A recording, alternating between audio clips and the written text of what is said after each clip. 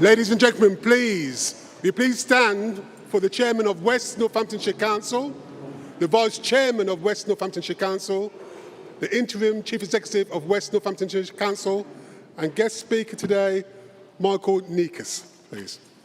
Thank you.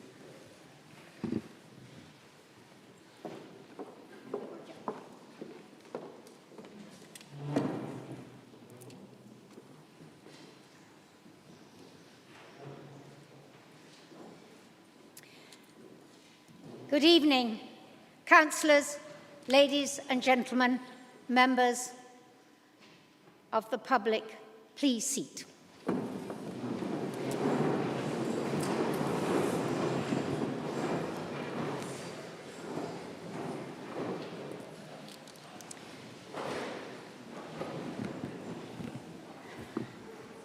Thank you.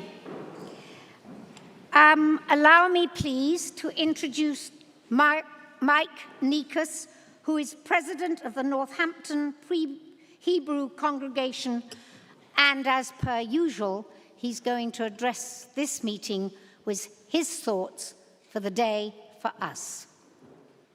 Mike. Madam Chairman, members of the Council, good afternoon.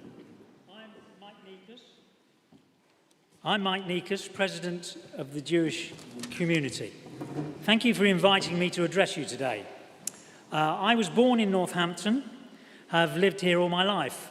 I joined the Synagogue Council as a youth club representative at the age of 16. Unfortunately, I forgot to leave. So when they had a vacancy 2 years ago for president and no one was willing to do the job, I took it on, and I have the honour of being the face of the Jewish community. Being Jewish in Northampton is a lot easier than being Jewish in other parts of the country, especially the big cities like London and Manchester, where anti-Semitism has grown enormously. Firstly, we're such a small community, reduced from the 300 people who made up the community just after the Second World War to about 50 now. Not many people know of us. This hasn't always been the case. During the Second World War, thousands of London Jews were evacuated to Northampton. Unfortunately, many of them returned south in the late 40s. My father was one that stayed with his brothers, starting a coat factory in Gold Street next door to the menswear shop Swans. 2 years after the war, I arrived, born in Oakwood Nursing Home. I do like to think that as a community, small as we are, we do punch above our weight. We were instrumental in creating the Northampton Interfaith Forum, and its success is a testament to the cohesion of all the faith communities in the town. Jews have been in Northampton since the 11th century, and in the museum is a headstone from the 12th century, the oldest Jewish headstone in the UK. William the Conqueror brought the first Jews to Britain. We were the king's property. Because the idea of Jews doing God's work or owning land was banned, we had to resort to money lending, dealing in gold and silver, and trading in cloth, all deemed work of the devil. The problem was that these terrible trades were considerably profitable, and soon the landowning aristocracy, struggling to run their huge estates, used the Jews as a bank. When financing Richard's rescue and the Crusades required the gentry to cough up the money, they were up to their eyeballs in debt. And the easy way was to create the fake news of the time. This was, of course, the famous blood libels, which eventually led to Edward I expelling the Jews in 1290, taking all their money and their property and wiping out their debts at the same time. Prudent financial management of the economy, some might say. We were brought back from Holland and France by Cromwell in the 1650s, who realised that our skills with trade and finance would help rebuild Britain's falling economy. Many of you have been aware of the contribution of the Jewish community has made to the economy of Northampton. Many large firms in Northampton were all owned by Jewish refugees welcomed to the town. The shoe industry in Northampton started in the 12th century by a German Jewish leather supplier, and later Leo Michel in the 1880s, who also started the Northampton Hebrew Congregation. Warren Wolf were K Cards. Many fashion companies manufactured in Northampton, as well as companies such as Metoy, who were originally Austrian Jews. Many of the market traders that populated Northampton Market over the 50s, 60s and 70s were Jewish. Another example, Roses of Abington Street, the Outside Shop in Gold Street, the Mac Shop, Rainbow's Carpets, 2 cinemas, the Plaza and the Ritz, all owned by Jewish people. We Jews have been in the centre of the commerce in Northampton for over 100 years. Nowadays, we're much fewer in number, and as I said at the last Holocaust Memorial Day that was held here, it grieves me as a Jewish citizen and Northamptonian that I'm still not comfortable walking in the streets wearing a kippah. Anti-Semitism has increased so much in the last 3 years that we have to take many measures to secure our synagogue. Having said that, we are fortunate that we have good relations with the other faiths, as I said earlier, and I was grateful for the many words of support from our MPs and many of you here today after the dreadful attack on the synagogue in Manchester and the attack recently on Bondi Beach. It couldn't happen here, could it? I like to think so, but my confidence is waning. We are proud to be Jews, we are proud to be Northamptonians. We will always support you, and I hope that as a small ethnic minority who have been present in Northampton for over 800 years, we can still count on your support to practice our faith without fear. You as a council have the power to control the ability of my community to be safe, and the support built over the years of Northamptonshire Police has been a key to giving my community reassurance of this. As I understand it, your task today is to finalise your budget. This is an important job for the financial stability of the services of Northampton. One vital element common to all of us is compassion. Judaism teaches us to be compassionate and to help our fellow man, Jew and Gentile. Problems affecting mental health in this modern social media age mean people with the power to help and change lives, such as yourselves, have a wonderful opportunity to do good and to help others. I would urge you to do this with compassion and continue with the wonderful work you already do for all of us in Northampton. Thank you for giving me the opportunity to speak to you today.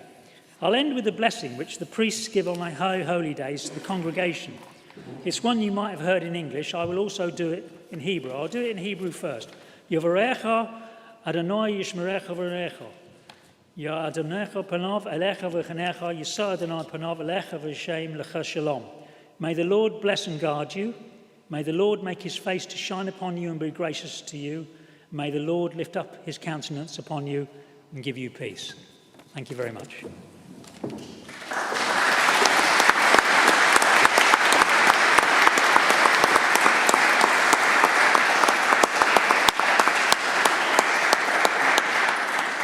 Thank you, Michael Nikas, and welcome to stay or go as you wish.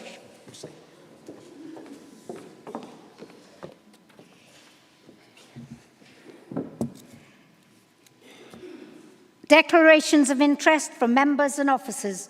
The monitoring officer is now going to address the chamber. Good evening, members.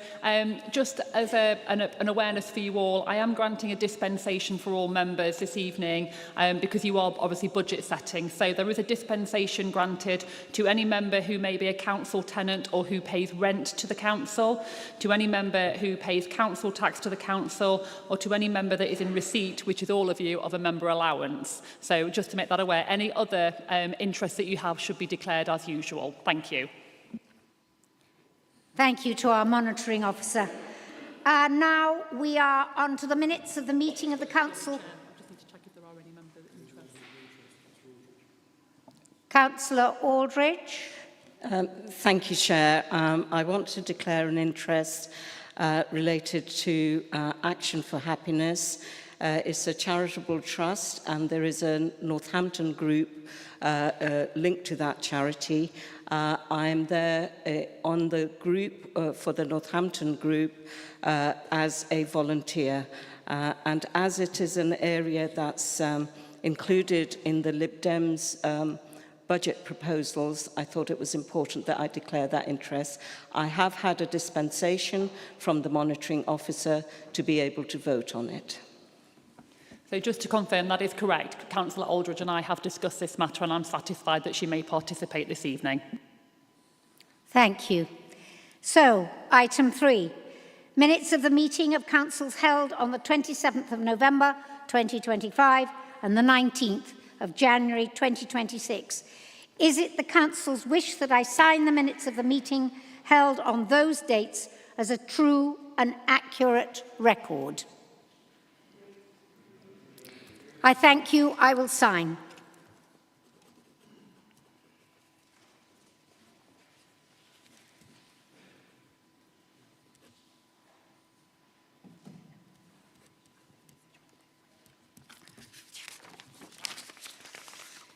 Done. Thank you very much indeed. And now we can move on to my chairman's announcements. Thank you. Thank you for all of us for joining us this evening, and thank you for Mike for attending tonight and for sharing your words of wisdom and your life, the origin of the Jewish populace in this town throughout the years. I would also like to welcome Kate Ironside, Senior Lecturer in Journalism and Media from the University of Northampton, who is here with some of her students to observe the meeting. I wish you a warm welcome, and I hope you find the evening interesting. The budget meeting is always a challenging occasion, setting the fiscal direction of the year for 26-27, and it is rare for everyone to be of one mind, and this year it is of no exception. The task before us is to balance the books responsibly and to make sure a budget and set it this evening. A consultation was published on the 22nd of December with the West Northamptonshire Council, giving all residents the opportunity to share their views on tonight's proposal. Following significant feedback regarding the proposed parking charges in Daventry, Towcester and Brackley, those charges will no longer proceed. However, the adjusted garden waste collection charges and a council tax increase of 4.95 will be subject to a vote this evening. I hope that we can work collaboratively tonight for the benefit of our constituents. We have 7 public speakers joining us and expressing their interests, including our MP for Northamptonshire South, Mike Reader. Thank you for being here. And just before we proceed, there are some of you who, because of Ramadan, have to break your fast. You are free to go when you choose. Just tiptoe out. Thank you. Before we continue, I would like to pause and acknowledge the recent tragic incidents of knife crime in Briars Hill, the skate park, and the further incident at Goldings. I also hear today from Councillor Sally Keeble that there was a knifing in her domain earlier or later last year. Young lives should be cherished and respected. The youth of the day are the future of tomorrow, and we must reflect seriously on how we can turn the tide on such violence. I asked Quinton Green for a couple of lines, and what he sent me today is what follows. When a single act of serious violence claims a life, the deep and far-reaching shockwaves fracture the very foundations of our town. Our community is standing face to face with heart-breaking reality of a person's life. That is precious. And now to move on. Next month, we have NPAT is hosting 2 concerts on Sunday the 8th and Sunday the 15th of March. All members of this chamber have been invited. And on the 15th, I will be hosting drinks at 5:15 with the concert starting at 6 o'clock on the lower floor at the Derngate. You are all welcome. On the 12th of March, there will be a reception at Maggie's on the Billing Road at 6:30. The purpose is to continue, and I mean this, spreading the awareness of their vital work. Since opening in October, Maggie's has supported more than 1,000 people, evidence of its need and necessity. And donations from any of you, whether it be £1, 5, 500 or even 1,000, are all welcome. And now I will ask Councillor Mark Arnold to address the Chamber. Thank you, Madam Chairman. Good evening, members, officers, residents of West Northamptonshire, and indeed our speakers in the Chamber tonight. Tonight's one of the most important dates in the Council's calendar, the setting of the annual budget for the year ahead. It's the point where our values and our priorities, our shared responsibilities come together in a group of decisions that shape the lives of residents across West Northamptonshire for the year ahead. So as we look back on the last few months and bring them into focus, our task this evening is not only to reflect on what we have achieved, but to ensure the decisions we make tonight create a stable and sustainable future for the communities we serve. We've had a quarter defined by pressure and purpose, and probably a slightly longer period if we reflect back. The last few months have been predominantly the intense work of financial planning, service prioritisation, organisational challenge.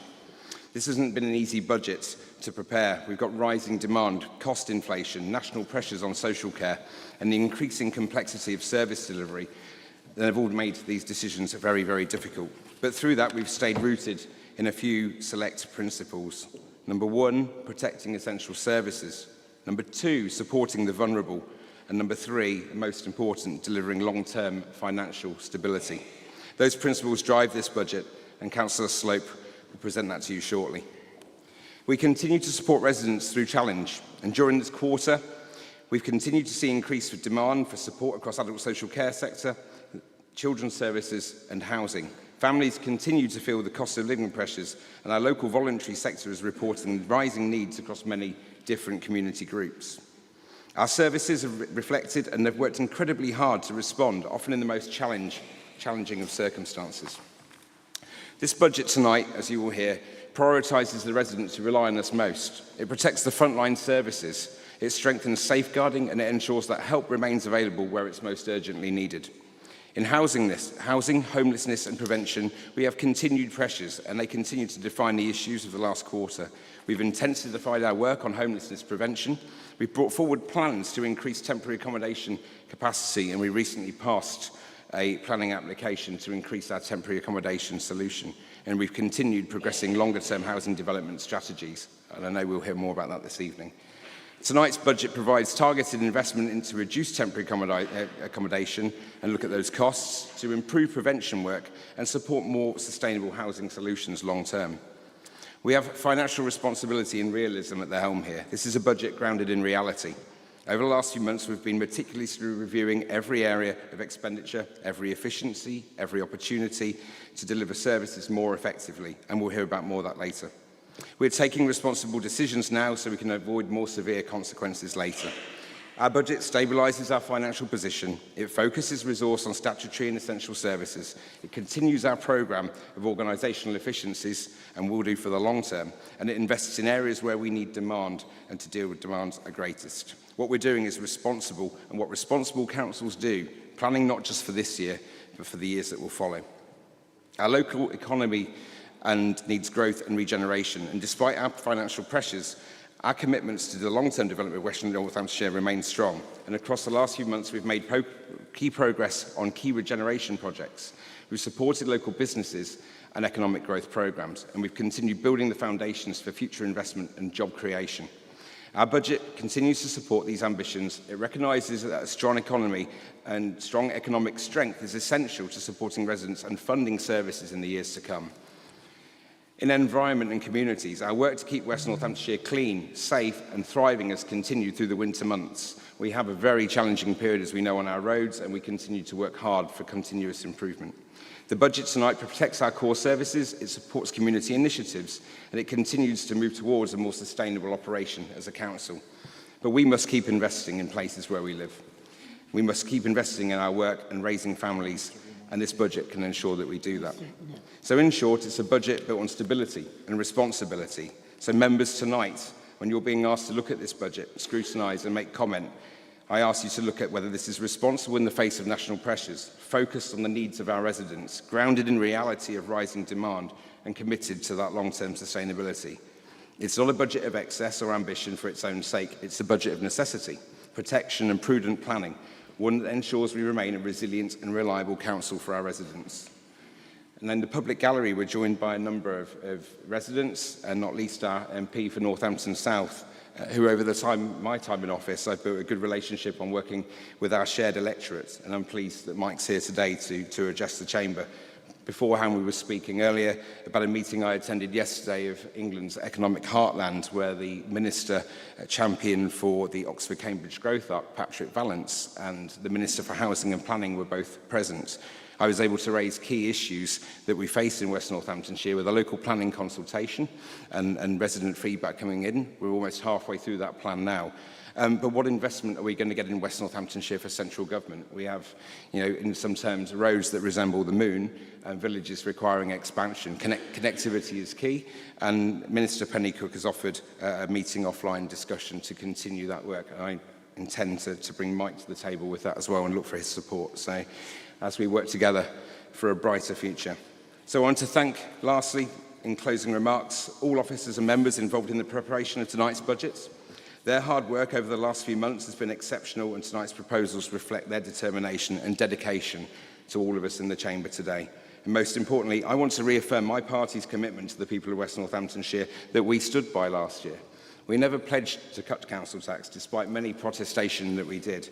We are delivering responsibly for our residents, and we will continue to do so.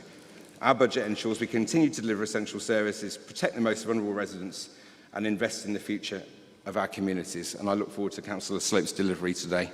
Thank you, Madam Chairman. I thank you, Councillor Mark Arnold. And of course, I was too happy to get on with the meeting, and I forgot item 1, apologies for non-attendance. Can I ask our Democratic Service managers to read aloud those apologies? Thank you, Chairman. Apologies have been received from Councillors Joanne Blythe, Jeff Johnson and Catherine Shaw. I thank you. I could have been one of them, as you obviously know. I was stuck without an aeroplane from New York on Monday night. But here I am. Miracles happen. All right. Do we have any other apologies? Having none, let's move on. Item 6, 2026-27, the final budget medium-term financial plan. There have been 7 requests to address the meeting under the item, and I would like to invite Mike Reader, MP, to make a statement in relationship to the item. Mr. Reader, you have 3 minutes to speak. We look forward to what you have to say. Thank you very much, Chairman. Tonight is a simple test of whether politics here matches the promises that were made at the last election. Reforms stood in a clear message that they would do things differently, that they would tackle waste, that they would cut taxes. Nationally and locally, your pitch to voters was built around the idea that you could keep council tax down. But what we face today is instead a council tax rise, a rise of 4.95%. Look, I understand the pressures this council is facing. I see it every day, a state hollowed out by austerity under the Conservatives and Liberal Democrats. But what I say to you today is the vote is as much about who you are as a person as it is what your party tells you to do. I've listened to Councillor Arnold on the news and his address just then, and I have to say you can't blame everyone else for your problems. You can't blame the government. You can't blame the last administration. You have to own these problems and tackle them face on. And the biggest challenge that we face, the biggest challenge residents have talked to you about, is parking. The council has acknowledged that the car parking charge is one of the biggest bones of contention in the budget consultation. Countless businesses signed my open letter calling on you to change your decision. Over 14,000 people signed the public petition. But instead, Reform has chosen to balance the books of this council on the backs of small businesses in our town. Parking policy should be supporting local jobs, supporting local retail, supporting local hospitality. But if your cabinet needs to raise income, you should be honest about what you're doing. You are deciding to push businesses in our town centre into administration. So for those of you tonight being told by Councillor Arnold that you must vote for this budget, I want you to consider this. You came into politics saying you would do things differently, and tonight is your chance to prove it. If you genuinely believe the promises that you made to voters, then you have a choice. You don't have to own this budget. You can vote against it, you can abstain. You can say clearly and respectfully that you cannot support tax rises on residents who are already stretched. You must show accountability for the promises you all made. You must vote in the interests of your constituents and vote against this budget. Thank you, Chairman. I thank you, Mike Reeder. I appreciate the way that you've actually managed to curtail it to time. The next person I invite to speak is Stephen Coleman. And just to remind you, Mr. Coleman, are you here with us? No? Okay, then we'll move on to the next speaker, if we may. Sally Beardsworth. We welcome you, Sally, as a long-standing member of this chamber and an alderman. So please recall that you've got 3 minutes.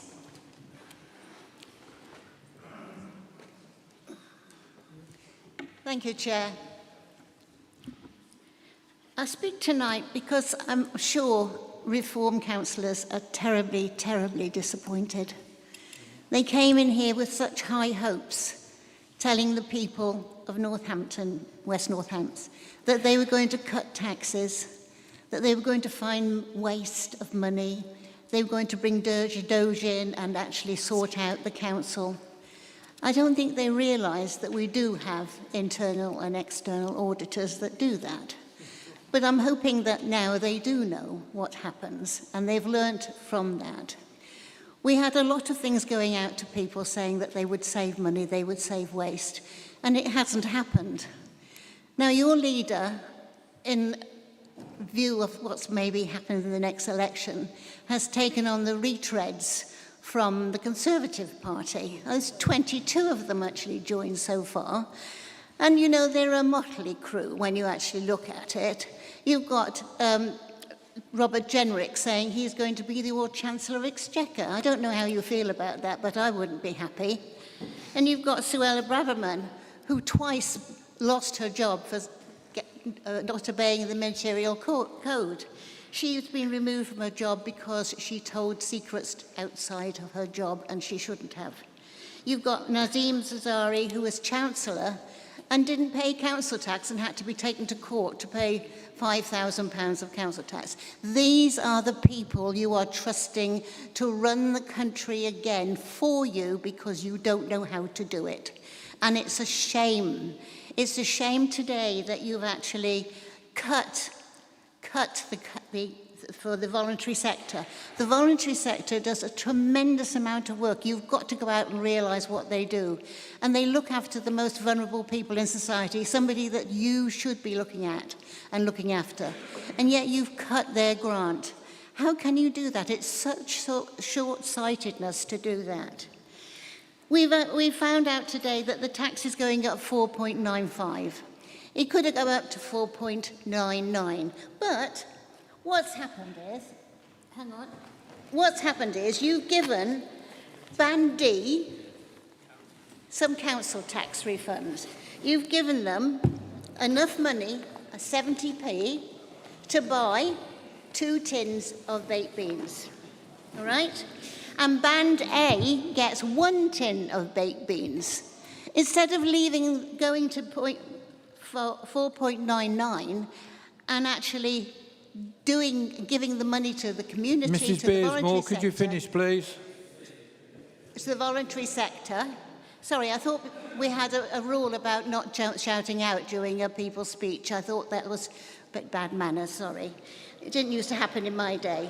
I believe that these figures, 74%, 74 Please finish. pence, 74 pence for people who are on Band E and 49 pence for people that are on Band A. Now, if we left that money in the budget or given this not to these people... Sally Beardsworth, we are amused and it is very interesting, but Yes. your time is up, so Okay. I thank you. Can I just say one more thing? The people of Northampton are very disappointed in you, and you don't amount to a hill of beans for what you've done to the people of Northampton. You've made your point. Thank you. Half an hour. My baked beans.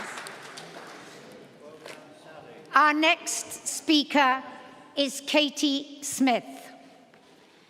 Katie Smith, are you here with us? I thank you.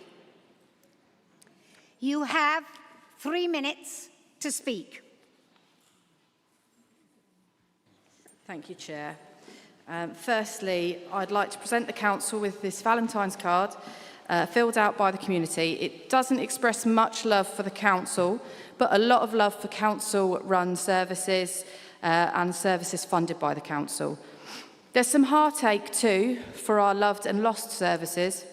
I want to draw attention to a message from a lad called Ryan, who can't have been more than 13 years old, who wrote without prompt, "We need more mental health centres." In reality, we need a lot more than what we have. That's why I'm also presenting the Council with our own no-cuts budget amendment. It includes returning Deaf Connect, the community hubs and all libraries in-house with full democratic ownership.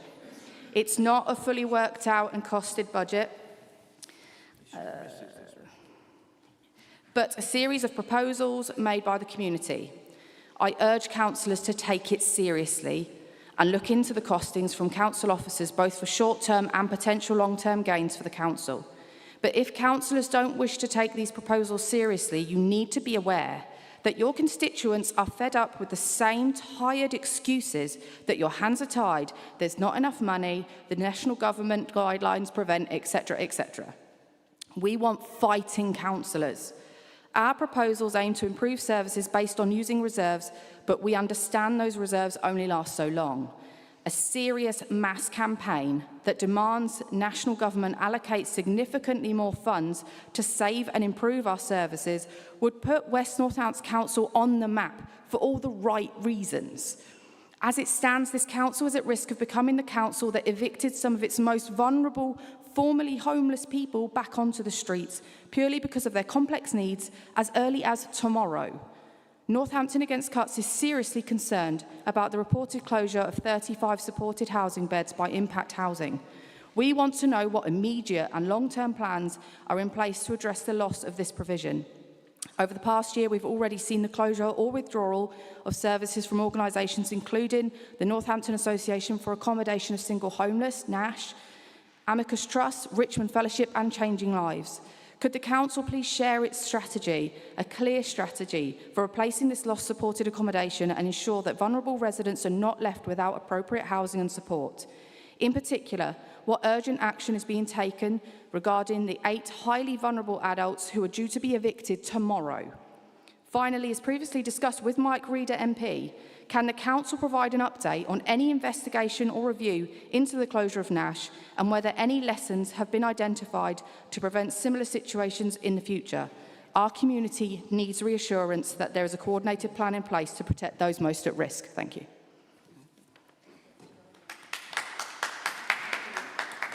I thank you, Katie Smith. And now we move on to number 5, Daniel Sowen. You have 3 minutes, Mr. Sowen.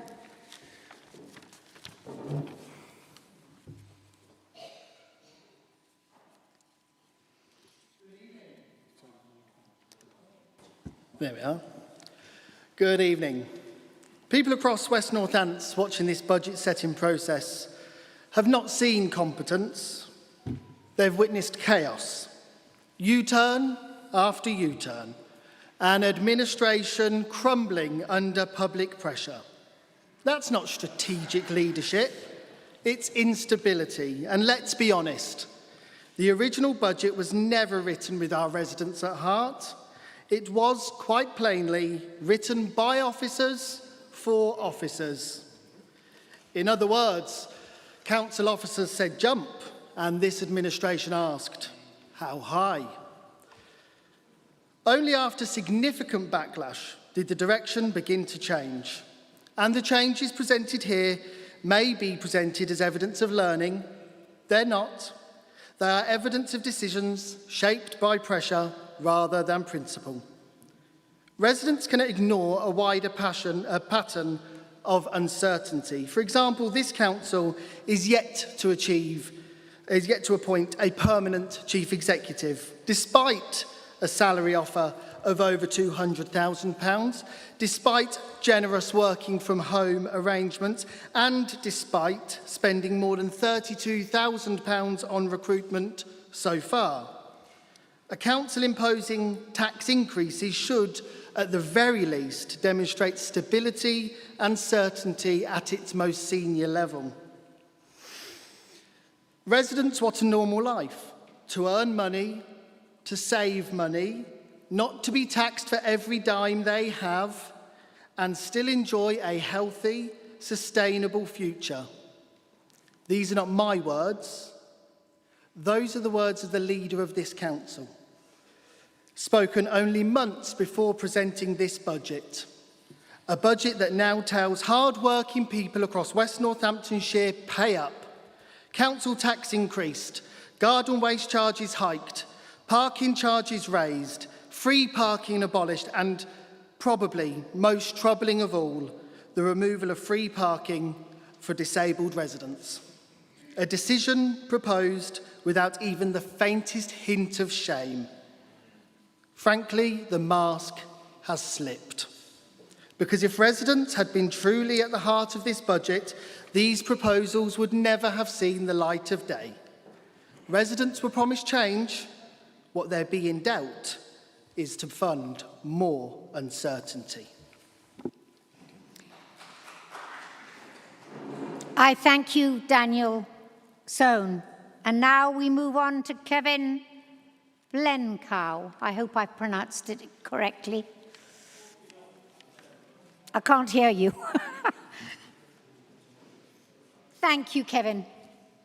You have 3 minutes.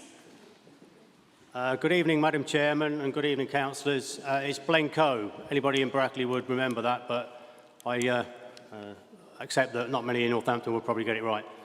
I will use the name correctly as Glencoe in the future.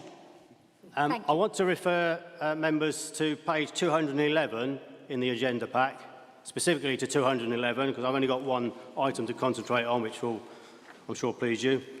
On page 211 of the new, this meeting's agenda, there's a reference to a long-stay car park in Brackley.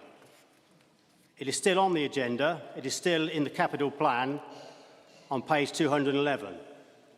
Clearly, there's been an awful lot of debate about parking charges in Daventry, Towcester and Brackley, and sensibly, you've dropped those, which has probably saved you about 50 speakers tonight.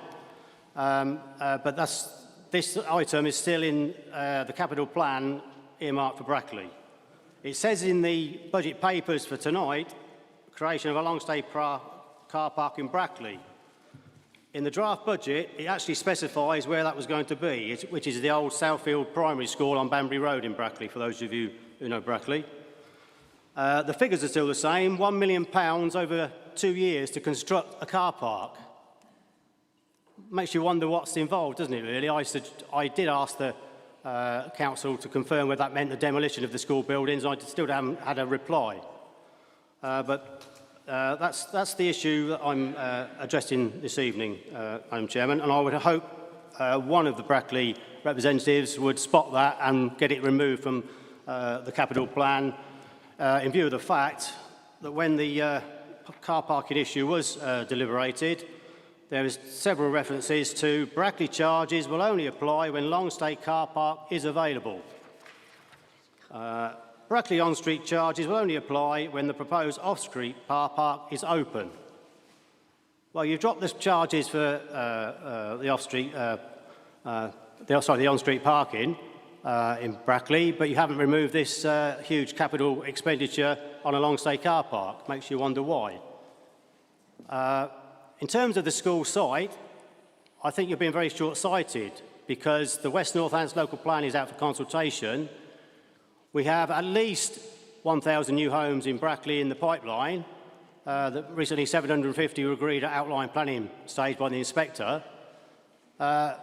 Interestingly, there wasn't a mention of a provision of a primary school on that, on the back of that application, but clearly with 1,000 new homes in the pipeline, I would guess you probably need a new primary school. Sorry?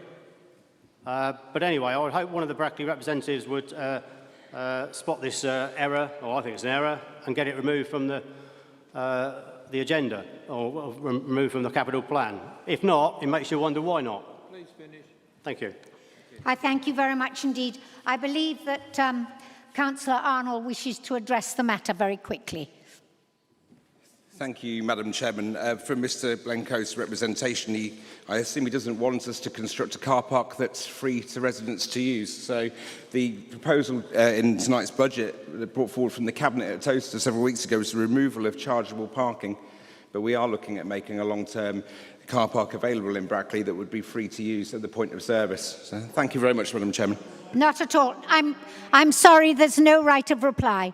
Thank you very much indeed, Colonel. For both of you. Our final speaker is Dennis Meredith.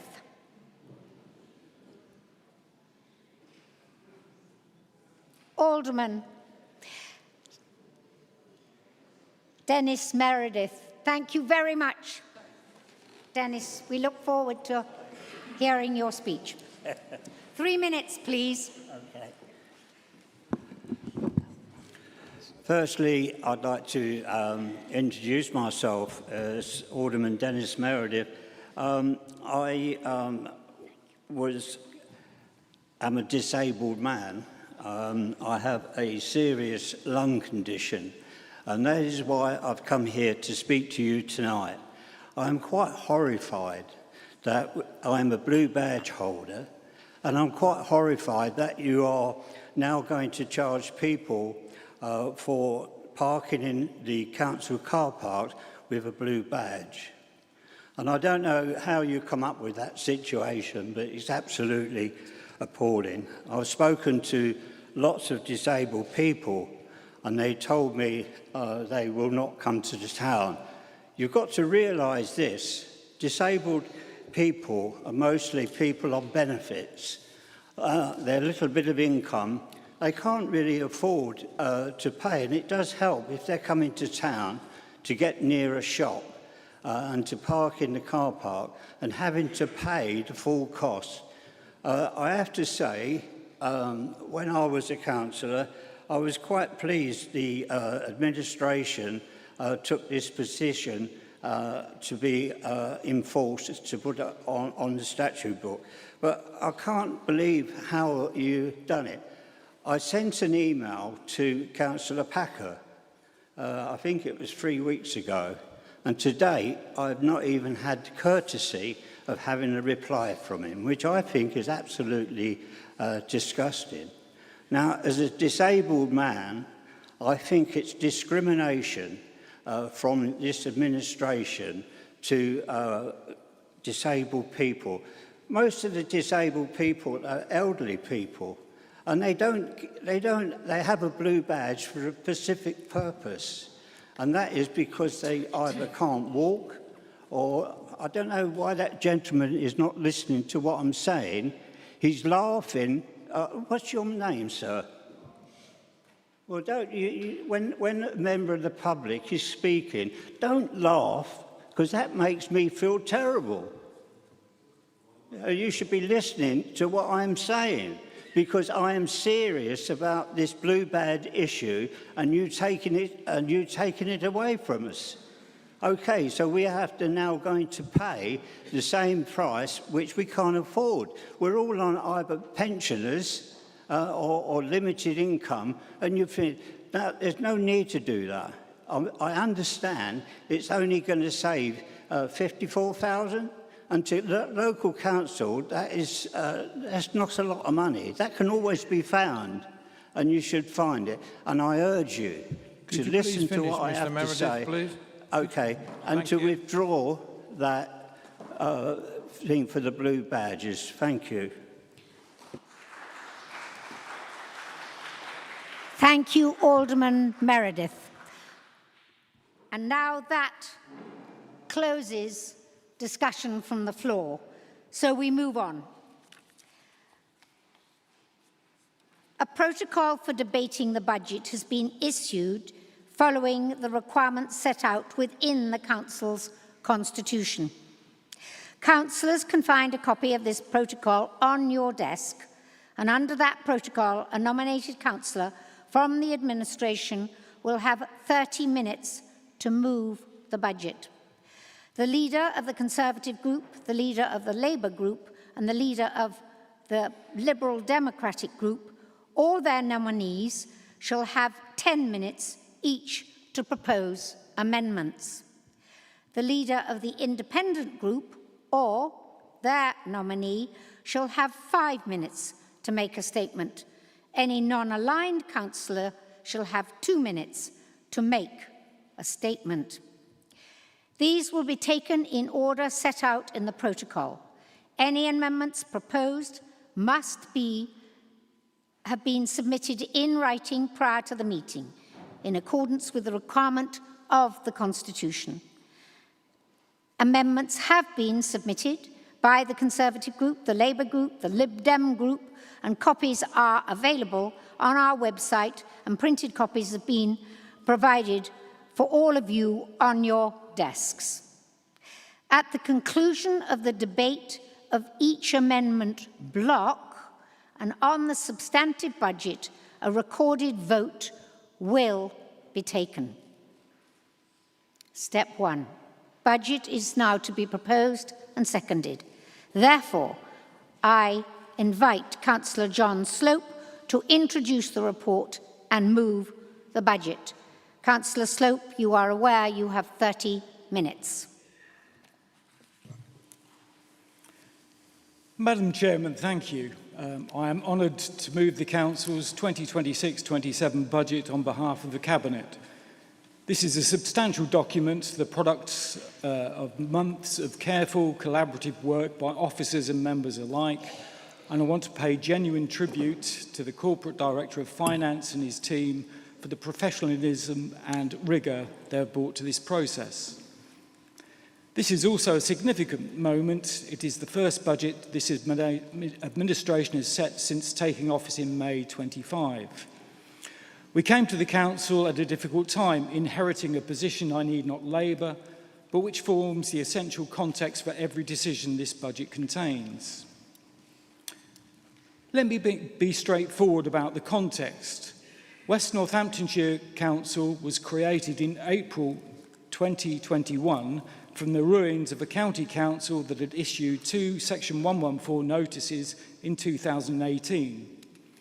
We inherited a general fund debt of 537 million, part of that total borrowing position that now stands at 816 million across the council. That debt costs 18 million every year in interest payments alone, of which 10 million flows directly from the legacy of those Section 114 notices. Our starting point was not a blank sheet. Our task has been to stabilise, to protect services, and to begin carefully and responsibly the work of restoring financial health. I believe this budget does exactly that. As for the financial challenge, the pressures we face are neither unique to West Northants nor, frankly, unique to this administration. Councils across England are navigating the storm, rising demand, for adult and children's social care, a SEND fund system that is broken nationally, soaring costs of temporary accommodation, and inflation that has run well ahead of historic grant assumptions. Against that backdrop, the 2026-27 budget addresses 64.3 million of additional base budget pressures. That is not waste, it is the real cost of caring for vulnerable adults and children, of keeping people in their homes, of educating children with complex needs. These are statutory duties this council is legally required to meet, and this budget meets them. To put the scale into context, since 2021, this council has had to find 144 million of cumulative savings and income generation. In this budget alone, we are delivering £29 million of efficiencies. That's genuinely significant. This week, the government published its Exceptional Financial Support, EFS, decisions for 2026-27. These are permissions granted to councils that in many cases cannot set a balanced budget without government intervention, essentially the ability to borrow to cover revenue costs. 35 councils nationally have required that support this year, the highest number ever recorded in a single year.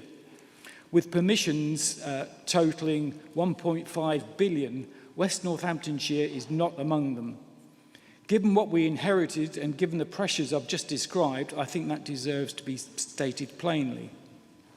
As for the numbers, the total net budget including DSG is 1,024.4 million, a net revenue budget excluding DSG of 464.3 million. Total efficiencies delivered 29 million, total base budget growth required 64.3 million, Band D council tax, the WNC element, £1,959 and 40 council tax increase. Council tax increase 4.95%. That's made up from 2.95% of the core and 2% ASC precept. Weekly cost of increase of Band D is £1.78 per week General Fund Capital Programme, 85.7 million dedicated schools grant unchanged at 560 million. Let me acknowledge what a 4.95 council tax increase means in practice. For a Band D household, that's £1.78 a week, less than a bus fare. I do not pretend that is nothing to families managing on tight budgets, but the alternative, a lower increase on an already debt-laden authority facing rapidly rising demand, would not be responsible. The Section 151 officer has confirmed this is a prudent budget, and I accept that assessment. The government settlement, we've seen a changed picture. I want to be transparent about what the improved funding position is. When we published the draft budget in December, we were not in receipt of the provisional settlement figures from government. The funding figures have been estimated by the Chief Financial Officer. Once the detail of the provisional settlement had been worked through, it highlighted an improved funding position of 6.5 million compared to the assumptions contained in the draft budget. The final local government settlement, confirmed on the 9th of February, was broadly in line with the provisional settlement. What have we done with that improvement? I want to be absolutely clear, we've not spent it. We've moved the majority into our general contingency budget, taking the total contingency of 10.1 million. After several years in which the contingency has been fully drawn upon and fully utilised again in the current financial year, where we are managing a forecast overspend of 9.5 million, strengthening that buffer is the right and prudent thing to do. We also listened to what residents told us during the consultation. Nearly 1,700 people responded on parking alone. And the message from our market towns was clear. The normal user pays policy was rejected. We've withdrawn those charges from this budget, and I respect that message. But I want to be honest with this council, the cost of maintaining free parking does not disappear because we've chosen not to charge for it. it falls elsewhere. We'll be working with the local communities and town councils in the coming months to understand how parking provision in our market towns can be sustainably funded for the long term. That conversation is just beginning and no decisions have been made. Similarly, the green waste charge has been reduced from the proposed £80 to £69 per bin, a direct response to the consultation feedback. These are not U-turns, they're responsive governance, doing what councils are supposed to do, consulting, listening and adjusting. So how are we delivering the £29 million in efficiencies? Let me briefly outline where these savings come from, because they matter.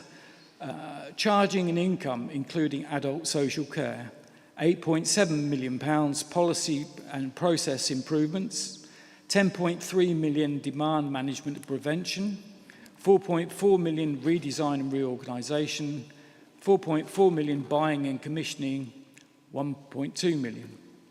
The single largest element, £6.5 million, comes from the improved position in our pension fund, which allows us to reduce our employer contribution rate by 6%. That is a direct benefit of strong fund governance, and I'm grateful to the pension fund committees for their careful stewardship of this asset.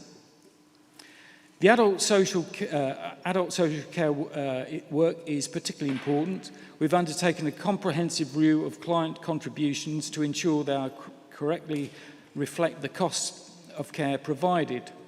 We are developing prevention programs to reduce future demand, and we are working to improve hospital discharge pathways to avoid the highest cost placements. The transformation program, funded through flexible use of capital receipts, is now embedded. The investment is targeted the Children's Trust transformation, housing allocation system, digital infrastructure. These are not theoretical savings, they are programs with delivery plans and accountable frameworks. Protecting the most vulnerable. I want to say something about what this budget is actually for. £200.8 million goes to the Northampton Children's Trust, an increase driven by genuine need, including 6% growth in the number of clients and with services and a more than 20% increase in nursing care demand. Children's services are improving. Ofsted's focused visit in April 25 noted tangible progress. This budget supports that improvement journey. Adult social care growth of £15.2 million reflects a 6% increase in clients since April 25, with an ageing population requiring more complex and intensive support. We are meeting those needs while driving efficiencies and demanding better value from providers. On temporary accommodation, an area of shared national concern, we've invested in prevention work, predictive analysis and stock management. The budget includes growth of 0.9 million, while also delivering 0.3 million of prevention-led efficiencies. We are managing the demand, not simply funding it. On capital strategy, the capital programme for 2026-27 totals 168.2 million, including the housing revenue account. On the general fund side, the programme is focused on service delivery, preventative investment and housing. We're not pursuing speculative commercial investment. Every major capital scheme over 500,000 requires full council approval. The prudential indicators are within authorised limits. The Treasury management strategy continues our approach of managing risk carefully, avoiding unnecessary borrowing in advance of need and maintaining strong liquidity. The case for this budget. Chair, this is a budget that does what it needs to do. It is balanced, it is legal, it protects the most vulnerable residents, it delivers significant efficiencies while maintaining statutory services. It strengthens our contingency and it responds to what residents told us during one of the most engaged budget consultations this council has run, with over 220 people attending our live online question time and almost 500 viewing the recording. We face real challenges. The medium-term financial plan shows growing gaps from 2027 onwards. We cannot pretend otherwise, but this budget provides the right foundation: a stable 2026-27 position, a strengthened contingency, a genuine transformation programme, and a council that is learning to live within its means while never losing sight of why we are here. 3 opposition groups have tabled amendments, and I look forward to hearing them. The Section 151 officer has confirmed all are technically compliant. That is the right process, and I welcome it. But I would ask each group one question as they speak: where is your medium-term financial plan? A one-year budget without a medium-term view is not financial planning, it's a snapshot. In a county where the predecessor authority issued 2 Section 114 notices, short-termism is exactly what caused the crisis we inherited. We are here to serve the residents of West Northamptonshire. This budget does that, and I commend it to the Council. Thank you. I thank you.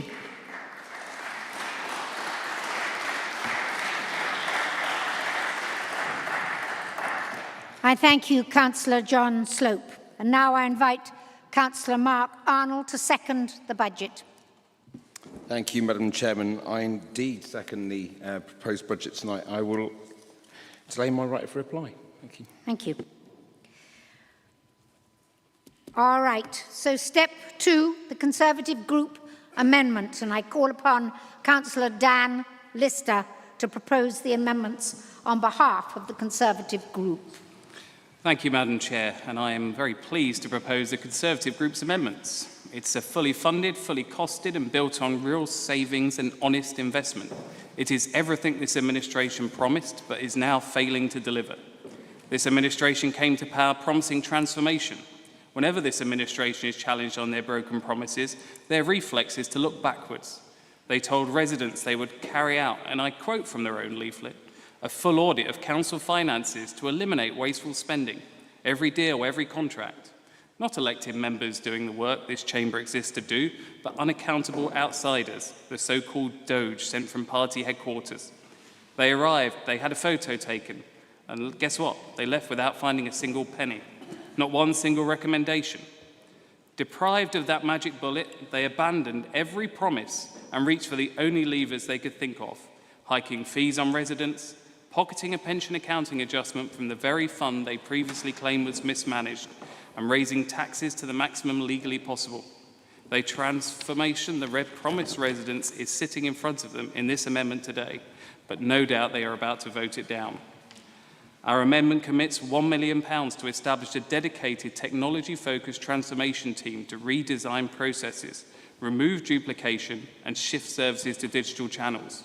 This creates permanent internal capacity to generate further recurring efficiencies year after year. This is what transformation actually looks like. Not a photograph, a team with a mandate, a budget, and accountability to this chamber for results. That programme is funded from genuine structural savings in our staffing base. No compulsory redundancies, no cuts to frontline services. The previous administration, the Conservative administration, committed significant investment to our road network across West Northamptonshire. Our amendment continues and builds on that with a recurring £1 million every year for highways repairs, over and above the administrative baseline. They came to power complaining about potholes. This is a funded, recurring commitment to address them, not a slogan, a budget line that invests year after year in our highways. We invest £980,000 annually into empowering our local communities. Our Councillor Empowerment Fund gives every member £5,000 to support ward-level priorities. This enables responsive local delivery without requiring full committee processes for every initiative. We also fund a dedicated parish planning liaison officer and a match-funded parish neighbourhood plan fund. This matters right now. The new local plan allocates significant housing development into communities across this area. The most recent NCALC survey tells us clearly that many parishes do not feel adequately supported when engaging with planning applications and policy. Our amendment addresses that directly, giving communities the officer support and financial resource to shape development in their area rather than simply having it imposed upon them. This administration talks about giving residents a voice. Here we are funding it. This administration promises to ease the burdens on residents. Instead, they have found every lever available to extract more from them. Council tax raised to the maximum.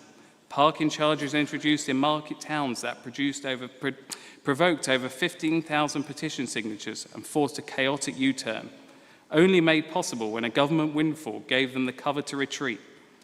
And while that row played out, their original budget was slowly creeping through, scrapping free parking at Northampton at weekends and stripping blue badge concessions from disabled residents entirely. In just 1 week, over 1,400 people have signed a petition against the Northampton charges alone. We are not easing the burden on residents. We are finding new ways to extract cash from them. Our amendment introduces 3 hours of free parking at the Mayor holds 7 days a week because we want people to come into Northampton. We want them spending in local businesses, keeping the town centre alive. If we want new shops, new restaurants, increased footfall, and most importantly, supporting our existing business, we need to make this investment in our town. We protect the Saturday morning parking at Brixworth Country Park for Parkrun, and we fully reinstate free parking for blue badge holders across all council car parks. This administration looked at disabled residents and decided they should pay the same as everyone else. We disagree. We also capped the green bin charge at £65 rather than £69. They were planning to charge £80 until the same windfall from the government allowed them to retreat from that too. Members, at a time when we are asking residents to pay more in council tax, more for their green bins, more to park in their town centre, can we honestly justify paying committee chairs over £2,000 for every meeting they chair? Our amendment removes those with special responsibility allowances, saving £126,000 a year. And we also propose we don't apply the 2% uplift to basic allowances, saving a further £37,000. That's £160,000 back into the budget. If this administration is serious about reducing the cost of public administration, the place to prove it is here, not in the pockets of our residents. On the council tax, we apply 4.99%. We have not promised to cut taxes. We have been honest about what responsible investment costs. They did make that promise. Their own leaflets say it in plain terms, whatever they try and claim now, reduce waste and cut your taxes. Their first budget raises council tax to the maximum the law permits. They then reduced it by 0.04%, 74%. That fools nobody. We would rather be straight with residents about what it costs to fund highways, support communities, and protect the most vulnerable, rather than make promises we cannot keep and offer 74 pence as proof we kept them. Our total costs are £4.4 million, our total savings are £5.2 million. That's a net surplus of £854,000. And combined with the £6.5 million fairer funding settlement, reserves are strengthened by over £7.3 million. We are delivering the transformation they promised. We are continuing the investment we made. We are funding what residents actually need. And we are doing it with real savings, real accountability, and certainly no outsiders needed. Every member here was elected to represent the residents of West Northamptonshire, not to protect an administration that has broken every promise made to them. This amendment gives you all the chance to show which side you are on, and I commend it to the Chamber. Thank you.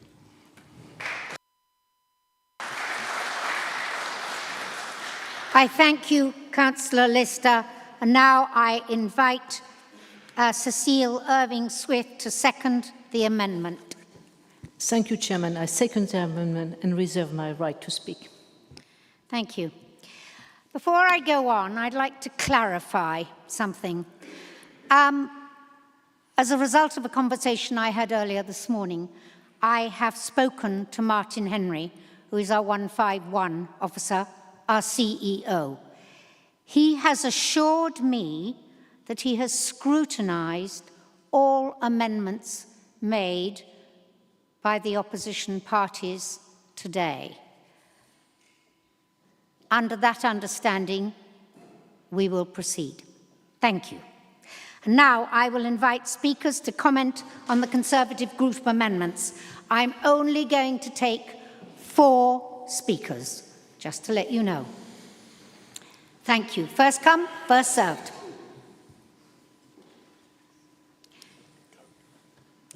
Okay. Right. I know that this is the first Conservative budget amendment proposal as an opposition party for over 20 years for some of these services. You would have thought that having been around for that long, they wouldn't propose something like this that is so flaky. I have now been a councillor for over 4.5 years, and having read many papers and sat through many a scrutiny meeting, audit and governance meetings, and themes emerge around the ability to deliver changes due to staffing capacity issues. AI may help in due course, but a proposal that could have saved £5 million in the 25-26 budget, the current budget, was shelved because the technology isn't there yet. Plus, with our IT infrastructure, I know the frustrations that staff have just to do some simple tasks. I recognise that this amendment proposes something, but you had 20 years. Why haven't you done anything about it? Our staff try their best with the tools they have been given, but these proposals seem to suggest that they are disposable, replaceable. It fails to acknowledge some of the pressures in certain departments. We raised the vacancy rate from 2% to 4%. We have eliminated several dozen roles over the years. Some wanted redundancies, but their jobs were too important to the organisation. Then, when we have staff cuts, we realise we have a gap and must hire consultants to do the job at some greater expense.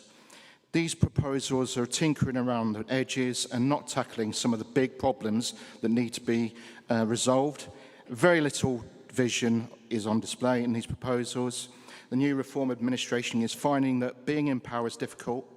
Labour in government is also finding that it's difficult. Could you please finish, Councillor? But having been in power for 20 years, what's the Conservative Party's excuse? Welcome to opposition life.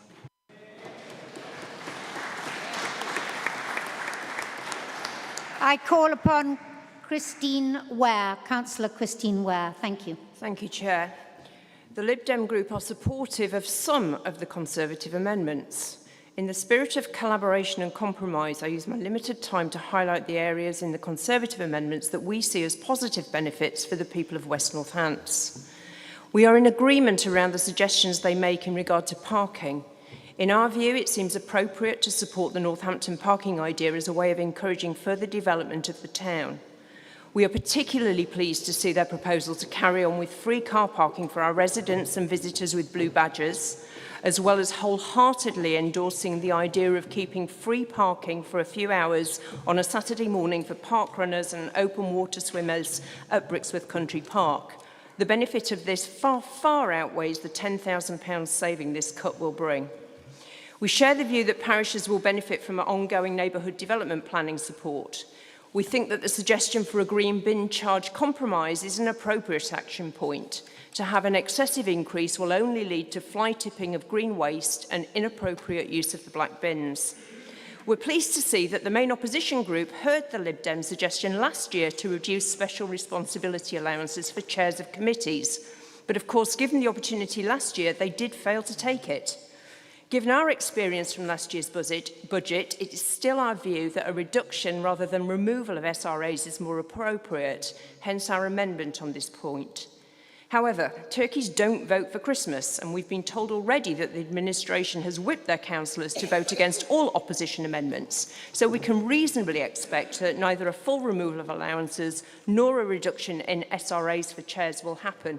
Another missed opportunity. We share the view to return the council tax increase to 4.99% this year. Councillor Ware, please finish. In line with not only our shared suggestion, but also offered a recommendation. But do you know, it seems that this administration is more concerned with Reform UK HQ input rather than that of elected members and experienced officers. Thank you. Thank you. I invite Councillor Pinder Chauhan, please, to speak. Thank you, Madam Chairman. And I think Labour have some nerve to give that speech after the hash they made of this country in the time that they've been in power. 60% of Reform councillors, that's 25 out of the 42 elected, represent Northampton. With such a large presence, you would expect Northampton to be the front and centre of their priorities. Yet this budget shows the opposite. I'm glad to see that our Conservative MP is standing up for Daventry, Brackley and Towcester. And here in Northampton, it's the Conservatives. We've just seen the petition by Taylor and James Hill, who have launched that petition, reaching almost 1,400 signatures to stop the introduction of parking charges in our town. What surprises me is how late to the table the Labour MP Mike Reeder has been in challenging these proposals, despite the clear impact on Northampton residents and businesses. But what surprises me most is Reform's silence, that with such significant representation in Northampton, you still have not prioritised the town or considered the real-world impact your budget will have on local people. You may accuse the Conservatives of making this political. Perhaps you should pause and listen to the retailers, the shop owners, and the businesses in our town centre. They are telling you plainly that these parking charges will damage trade and reduce footfall. Your proposal to charge the blue badge holders to park in WNC car parks is unfair and will negatively impact some of the most vulnerable in our community. And at Cabinet, you had a dramatic 20-minute adjournment, and you returned to announce that the rural areas would be protected from the increases, while Northampton was not even mentioned. Councillor Chauhan, can you finish, please? That's fine. The Conservative budget, so the Reform budget relies on one-off contingency funds and a short-term balancing. The Conservative alternative Please refers finish. to, I will, just one second. Recurring savings, stronger reserves, visible investment, and real-term opportunities. And my last note is, this administration Reform will be instructed to vote a certain way tonight, but I challenge you to take on the ideas that the Conservatives have given you, adopt them, and do what's right for the people that you represent. I thank you, Councillor Chauhan. There seems to be some disagreement as to how many people we decided should be able to speak at this section of the meeting. I therefore have decided to extend the list, but I will give you the names of the people who are now going to have the floor. Vincent Clive, Ian McCord, Julie Davenport, and the last is Mark Arnold. I thank you. Okay, let's go, please, Councillor Vincent Clive.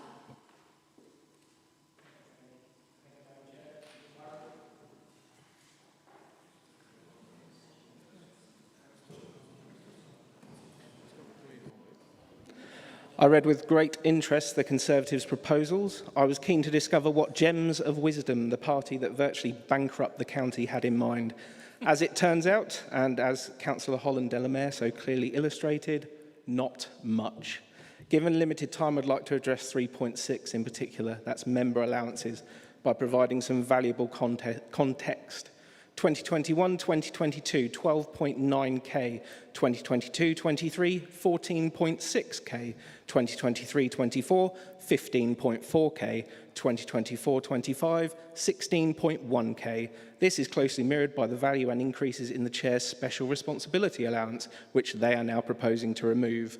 The rump Tory party that sits opposite still contains a handful of people who were the architects, not only of the disaster that culminated in WNC, but also the structure of the single-tier unitary authority we have today.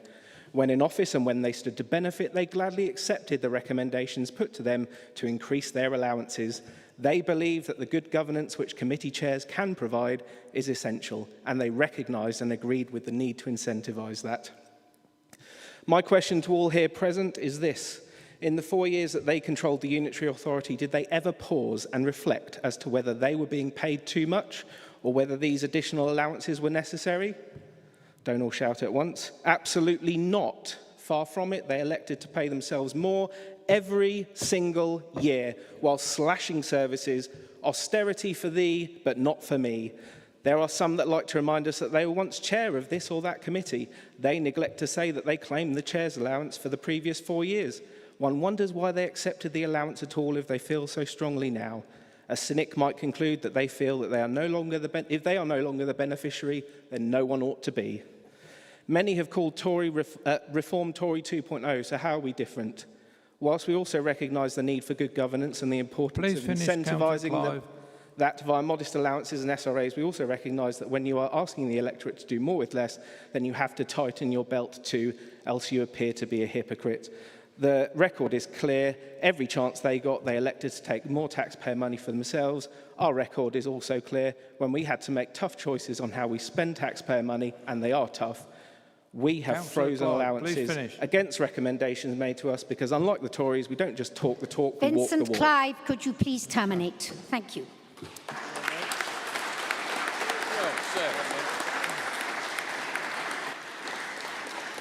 I thank you. And now we move on to Councillor Ian McCord. Thank you, Madam Chairman. The Conservative amendments certainly sound bold, but given their long years in charge, I can't help but ask, why weren't these miracles performed earlier? Take the dissolving of vacant posts. Now, I raised this before, most recently at this last scrutiny committee, so perhaps inspiration has struck belatedly, or they just replayed the YouTube recording and thought McCord has a point. Still, where I lead, our resident Mr. Bean impersonator will follow. And I'm not convinced that these are real savings when these underspends routinely prop up overspends elsewhere. I'll support the principle, but let's not pretend it's revolutionary. A neighbourhood plan fund may well be useful, and some places may find that of benefit, but I know my village in Yardley Gobian found the neighbourhood plan process deeply divisive. And a council award fund? A great idea. So great the Conservatives scrapped it themselves. Their rediscovery of its value is enlightening. And then we get to councillor allowances. We've just finished the Winter Olympics, but these proposals have more twists and turns than the big air-free skiing in their newfound outrage at members' allowances. As chair, I'll declare an interest and a memory. Every single one of them voted against this proposal last year. Why?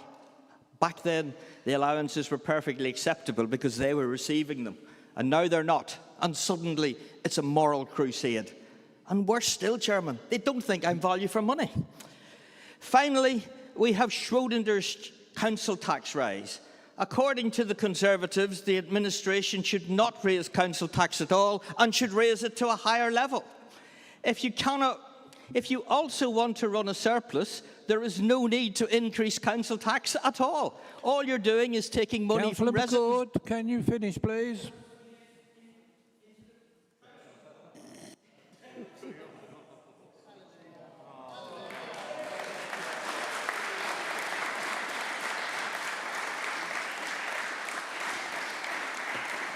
I thank you, Councillor McCord. I didn't hear the last line. You can enlighten me later. The next person to speak is Julie Davenport. Hold on 1 second. Mark Arnold has decided he's not going to speak and has put in a substitute in the form of Councillor Mark Deeks. Anybody else on the list will not be allowed to speak on this amendment. Thank you. Councillor Julie Davenport.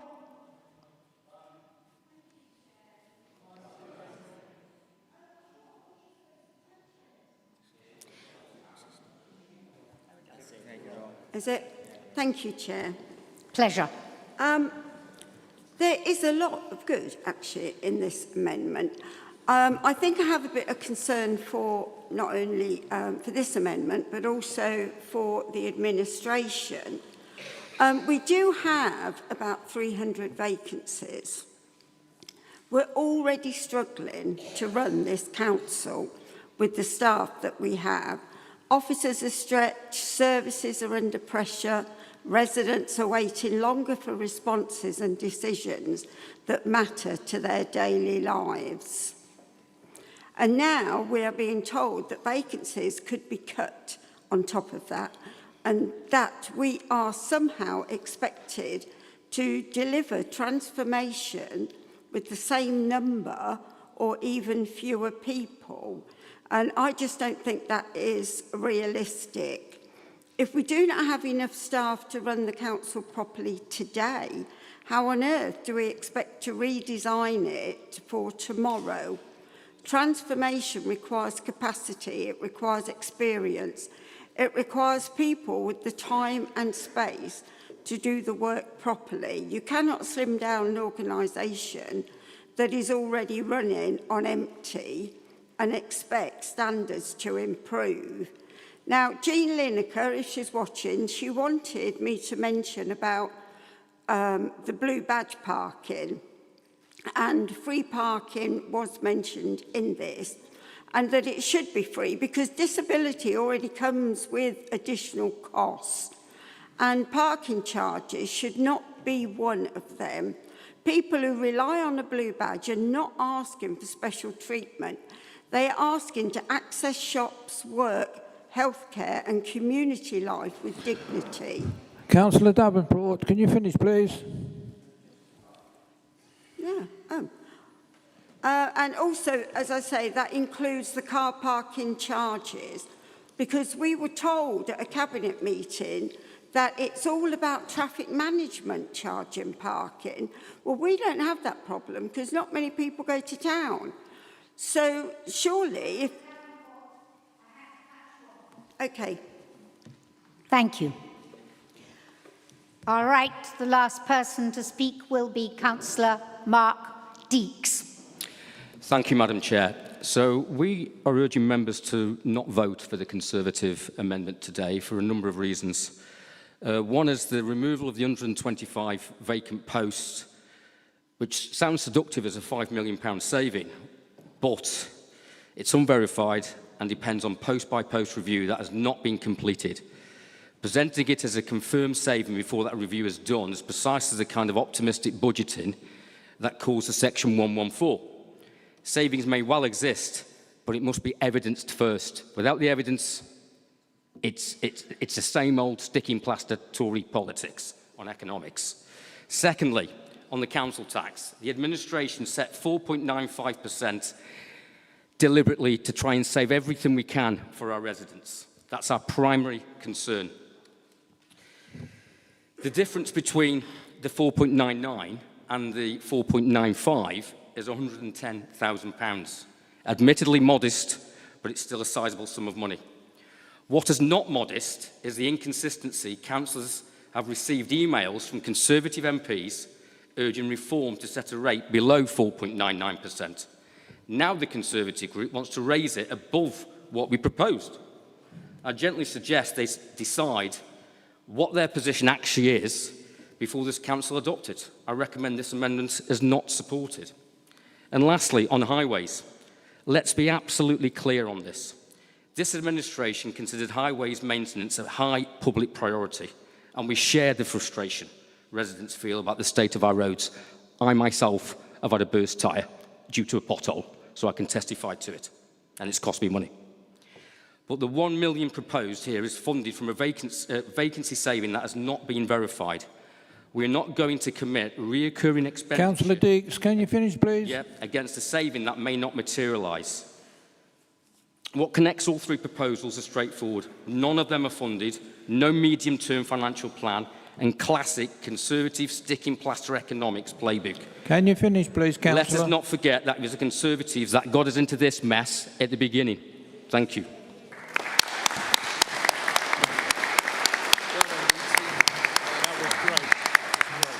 Thank you, Councillor Deeks. I believe Councillor Cecil Irving-Swift reserved the right to speak. You have 2 minutes. Thank you. Well, after all that barrage we had, what can I say? I would say a few things. None of you were there when it was Section 114, and we were there and we rebuilt. Now you are all looking in the back mirror, so you can look at the future. Our budget has been verified by the Section 114 officer, 151 officers, and Councillor Deeks said it's not a proper budget. It is. It has been validated. Now, I am disappointed that we cannot work together, but I am absolutely, for my residents, I have always worked the hardest, and I never promised what I could not deliver. The reform have promised things. They were voted because they were promised changing, they were promised nirvana, and they deliver nothing. So when I go to my villages, they said, oh my God, what are they doing? And that is what we will take you. We know we cannot do anything tonight because you are going to vote against us. So we are playing. And for people who are looking at us on the YouTube channel, they must think, what a joke you are. And I think my people who voted for me, at least, I have the assurance they don't think I am a joke, because what I propose, the budget that the Conservatives have proposed, have been thought and has been measured. Now, you will deliver your budget, and I will be there. And also, I would like to mention one thing. At the Cabinet, I asked 3 questions. You didn't have the decency to answer them. So please, next time, when I ask questions, don't tell me it was the past. I don't care about the past. I am here for the future, and I will deliver. It's my last time in that council after I am not doing politics. I may be not good Thank at you, politics, Councillor Swift. Thank you. Please don't give me lecture, because you have none to give. You were not there. You were not existent when we tried to save the council. Thank you. Thank you, Councillor Irving Swift. Please remember I asked for collaboration tonight. You're doing really well, but continue. Please. All right, at the conclusion of the debate, the Conservative Group amendment, I ask Councillor Dan Lister to reply to the debate, please. Thank you, Chairman. It's clear the administration are going to reject every one of the proposals, and before they do, I want the Chamber to understand what they are actually voting against. They came to power promising transformation. They promised to find savings through innovation rather than simply passing the costs on to residents. This amendment puts a funded transformation programme in front of them, with capacity, accountability and real savings built in year after year. If they vote this down, they're not rejecting our idea. They're rejecting the very thing they told voters that they stood for. They promised to support motorists and town centres. This amendment reinstates free parking for disabled residents, introduces free parking in Northampton to bring people back into the town, and goes on protecting our market towns that they nearly destroyed with their own proposals. If they vote this down, they're not rejecting our ideas. They are rejecting their own promises on the doorstep. They promised to invest in communities and give residents a voice.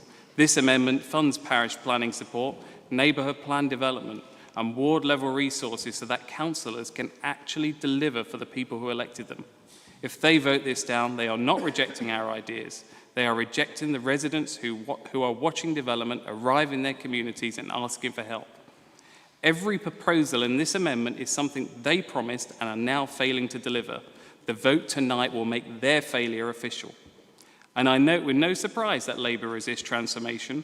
Reform came to power promising to break up the old establishment.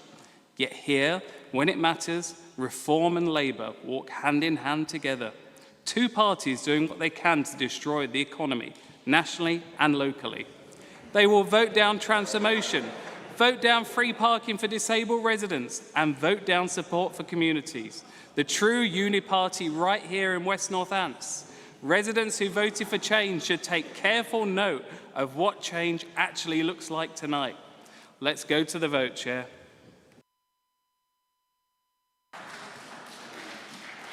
I thank you, Councillor Dan Lister. And finally, I now ask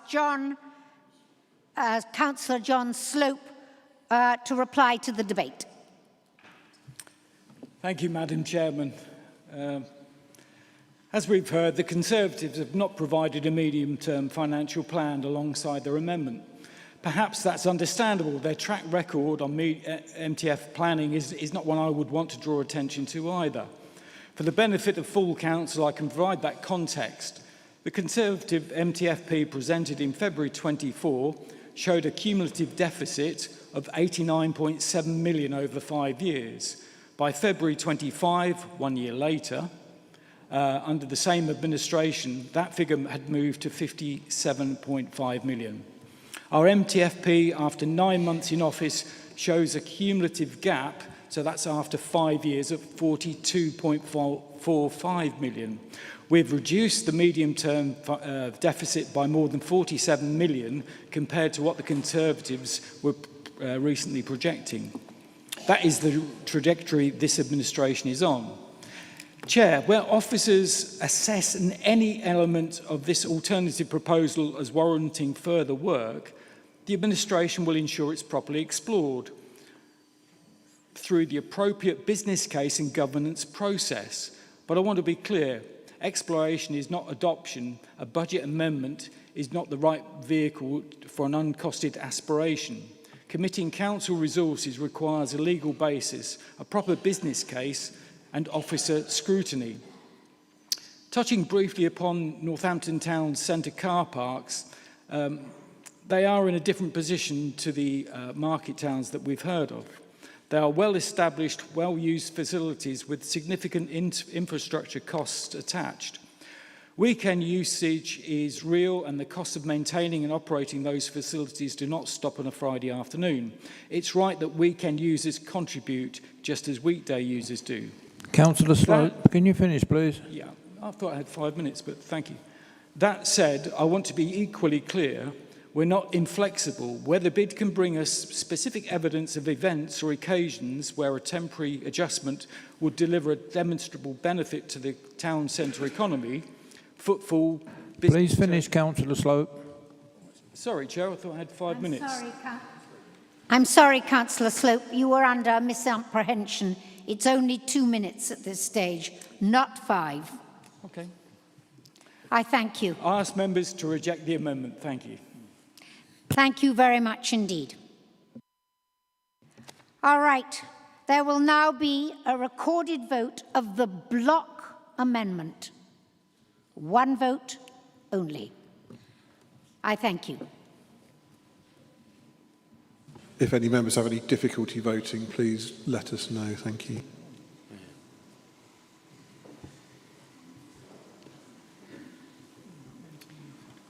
The vote has been lost. Okay, we now move on to the group vote from the Labour bench. I invite Sally Keeble to propose the amendment on behalf of the Labour group. 10 minutes. Thank you very much, Madam Chair. This was an opportunity for a reset for this council to set aside the legacy of 20 Tory years in which local government here was driven to near bankruptcy, had services literally taken away, and presided over a housing service that failed. And now you and Reform have the advantage of a fair funding settlement from a Labour government that provided extra money for the first time, recognising some of the needs of our community. And frankly, this budget of yours doesn't cut it. It's more of the same. It's salami slicing the services whilst you stashed that extra 6.5 million in the bank. We've put forward in our budget amendment some measures that would start to turn things around, fix the foundations, the building blocks that will protect everything that's good in our environment, that will enable the private sector to thrive and will ensure that people here can build good lives for themselves and their families, not just for the midterm, Councillor Slope, but for the long term. I'm not going to speak to all of our proposals because my colleagues will speak to some of them. First of all, we need to locate services where they will make the most difference, provide help when it's most needed and where it's most needed. And all the indications from ONS data and others are that that's central Northampton and Northampton East. We need a youth service that can be part of turning things around for young people most at risk. We heard our chair pay tribute to the 3 people injured, one tragically fatally by knife crime in Northampton this year, and this sadly included a young person in my ward. If we are seriously to make this the best place to grow up and thrive for all children, we have to have that early intervention when and where it matters most. The price of failure is too high in terms of cost, but also in terms of damaged lives. The Children's Trust has done well to turn services around, and I hope those improvements will continue long into the future. However, the Trust's success has come at a price, and part of that price is down to high profits in the children's care sector, and it's very welcome that the Labour government is taking action in the Children's Wellbeing and Schools Bill to cap the profits of the private equity companies who are making huge amounts of money out of the most complex children. But part of the trouble is that here the problems are left too long. That's why we've put in our budget proposals plans for a new family hub in central Northampton over and above the one planned in the library, and also one in the Eastern District to provide early intervention where and when it's needed. We also believe in providing help at a scale that will make a real difference in the things that matter most. Not £1.78 a year off the council tax, although I'm sure that's very valuable, or £5 off your garden waste collection, assuming you have a garden. In our proposal for subsidising school bus transport, we're talking about £120 off the price of getting your kids to school by bus if you've got 2 children, and £200 for rural families, hard-working families who don't qualify for the help available to those on benefits, but for whom the cost of getting their children to school is a real burden. Second, we want to see more regeneration. West North Hants, this lovely area of ours, is one of the most successful parts of the country, one of the fastest growing, and Northampton should be the driver of that. We want to see more for regeneration. In addition to the environmental degradation that's a blight on our development, we've all seen the fly tipping, not to mention the potholes, of course, as well. Northampton is pockmarked with empty sites in what should be some of our most valuable areas. The Central Business District, the lovely racecourse, the beautiful waterfront, and just down in St James, just down from the iconic Saints ground. And if you drive into Northampton, you don't think, wow, this is a town that's going places. You get to drive down Kettering Road or Weedon Road or Barwick Road, and those roads, those gateways into our town need improvement. That's why we've put in proposals for funding to kickstart planning for a Northampton Gateway project, so that can be worked out over the medium and long term, Councillor Slope, so that when the big development sites come on stream, the gateways will follow suit and keep pace. Thirdly, I want to talk about communities. Across West Northamptonshire, they are so important, which is why we've put in the proposal for the review. One of reform's weaknesses is that it doesn't seem to recognise the role of communities, just like Margaret Thatcher didn't recognise society. Communities have their dynamic and reach, which if harnessed to public service provision can add quite extraordinary value. The United African Association, Northampton Bangladeshi Association, Indian Hindu Welfare Organisation, the Sikh Gurdwara, they make a huge contribution to our society here, and they have provided some extraordinary local leaders. We need to engage with our partners, not with them as recipients of charity, but as valued partners in co-designing and co-providing services that transform lives. One such is a deaf community, and those who live with hearing loss, up to 1 in 3 people, a big community for whom services were thrown into uncertainty by the closure of Deaf Connect. And I have to say, I completely respect the trustees in their decision. Some of the members of the community are present here with their signer. The council still has an obligation to provide a service to this community, and the proposal we have in our amendment is a very small measure towards achieving that, and one that I hope the council could accommodate. If the administration can't agree to it now, I hope that they will talk with the community and say yes at some stage in the future. And I'd like to thank those people in the community who helped me to frame this proposal, and I hope that you will be able to come and communicate with us and make a presentation at some stage in the future. Finally, our amendment has proposals to tackle the housing crisis. That's a failure that will probably come back to haunt us the most. Lots of people find their dream home in West Northampton, the lovely villages and towns where they can make a good home, raise a family and have a good life, with the advantage also of the lower mortgage interest rates that have come from Labour's economic management. But for a number of people, that dream is sadly out of reach, and that's why proposals for housing are at the core of our budget amendment. The biggest need is for new social housing. That's new social housing, none delivered in the last quarter.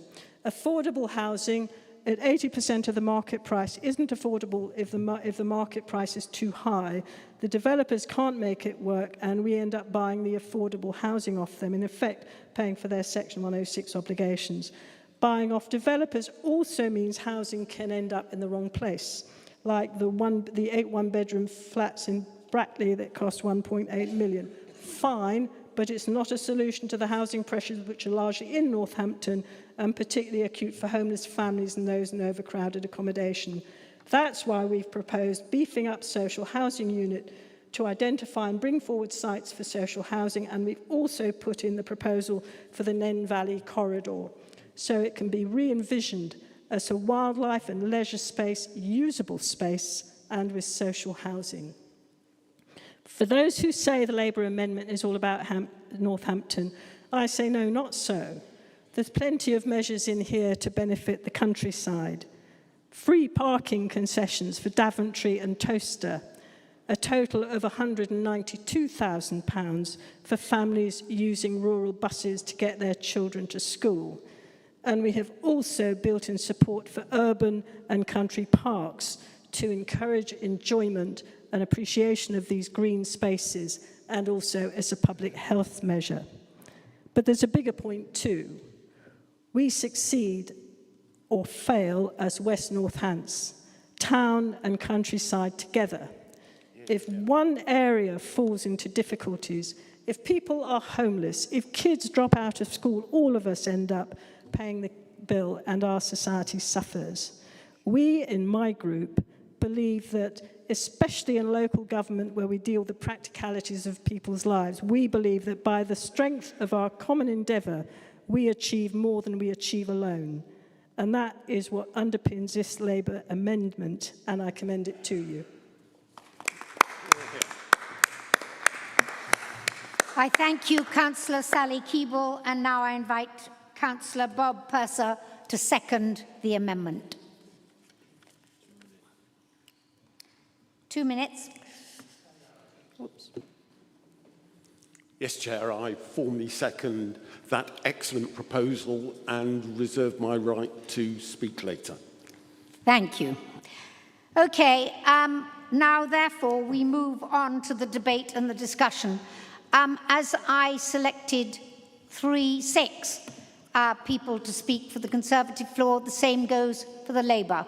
So can I have some names, please? All right, the first I have is Councillor Fatoon Ismail. Thank you. Thank you, Madam Speaker. This council prides itself on supporting its local communities. As this new administration presents its first budget, we have a crucial opportunity and a responsibility to show what we truly stand for as a council. If we are serious about supporting our communities, then we must invest in the services that protect lives, reducing inequality and give people dignity. And we must do that with communities, not to communities. That means prioritizing every intervention, stepping in before problems escalate, before families reach crisis point, and before preventable harm is done. Investing in the establishment of family hubs in the areas facing the greatest family pressure, giving children the best possible start in life, and supporting families before they reach breaking point. As a Castle Ward member, we need a family hub in Northampton Town, especially in Castle Ward, where many families are facing real challenges. However, the current closure of Deaf Connect tells a very sad story. For many residents across West Northamptonshire, Deaf Connect has been a vital service, a place of support, understanding, communication, and empowerment for deaf and hard of hearing people. Its loss will leave a significant gap, impacting individuals, families, and the wider community. 1 in 3 people suffer hearing loss of some level. The amount being asked for in our amendment for the deaf community is tiny. Not providing it risks increasing isolation, and at a time when inclusion and accessibility should be at the heart of everything we do, we cannot afford to leave people behind. If the administration cannot support this now, I hope you will look at it afterwards. Councillor Ismail, can you finish now, please? Just a little bit, please. This budget must be about fairness. Am I done?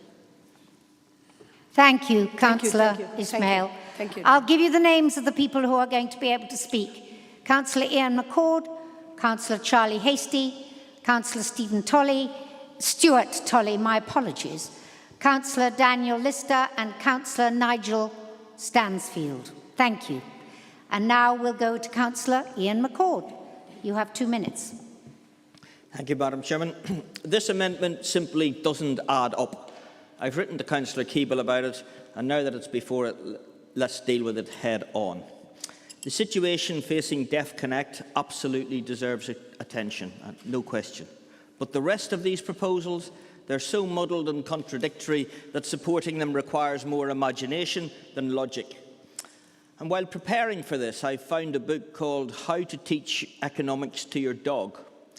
After going through this amendment, I'm fairly sure, Madam Chairman, it would be easier than teaching council finances to the Labour group.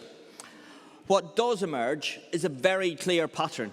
Whenever there's a fee or a charge, this amendment wants to increase it. Council tax, higher. Car parking charges, higher. Green waste bins, higher.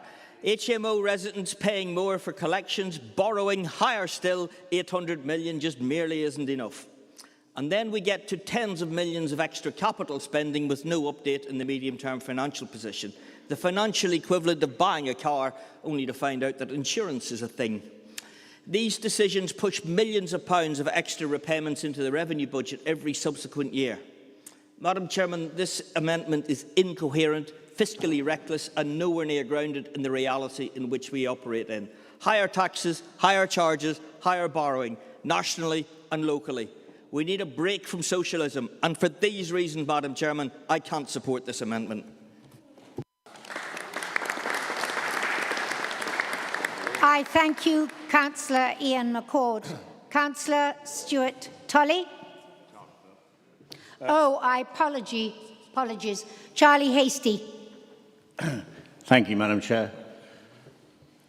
Local government finances are being broken by national policy failure. The pressures councils face are not accidental, and they're not, for the most part, the result of poor local management.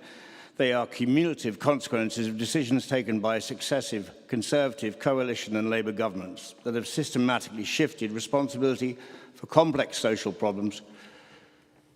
Bear with me 1 second. Some complex social problems onto councils without providing the funding, powers or policies needed to manage them. Demand-led statutory services, adult and children's social care, SEND, temporary accommodation are rising at a pace that no council tax increase or efficiency programme can ever match. Councils are legally required to provide these services but have almost no control over demand, eligibility or cost. Central government sets the rules, raises expectations and then leaves councils to carry the financial risk. Over more than a decade, core government grant funding has been cut in real terms while statutory duties have expanded. Headline-grabbing funding announcements disguise the reality that councils' true spending power has been steadily eroded, stripping out flexibility and resilience. Both major parties have relied on council tax as a political fig leaf, despite knowing it is regressive and structurally incapable of funding national policy commitments. At the same time, councils continue to absorb the cost of historic regeneration and capital programmes encouraged under previous national frameworks. Debt servicing now consumes tens of millions of pounds that could otherwise support frontline services, yet central government takes no responsibility for the long-term consequences of those decisions. National policy choices have further compounded the problem. Contract inflation, rising supplier costs and national insurance increases have driven up delivery costs, particularly in statutory services without full or ongoing compensation. Councils are expected to absorb these pressures while being criticised for financial instability. The result is inevitable. Councils have to consider cutting discretionary services, scaling back prevention and accepting declining service quality, not through our choice, but through necessity. This is not a local failure.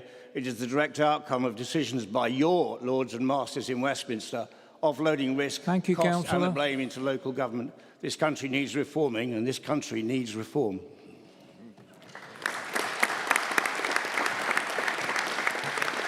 Well done, Stern. I thank you, Councillor Hastie. We will now move on to Councillor Stuart Tolley.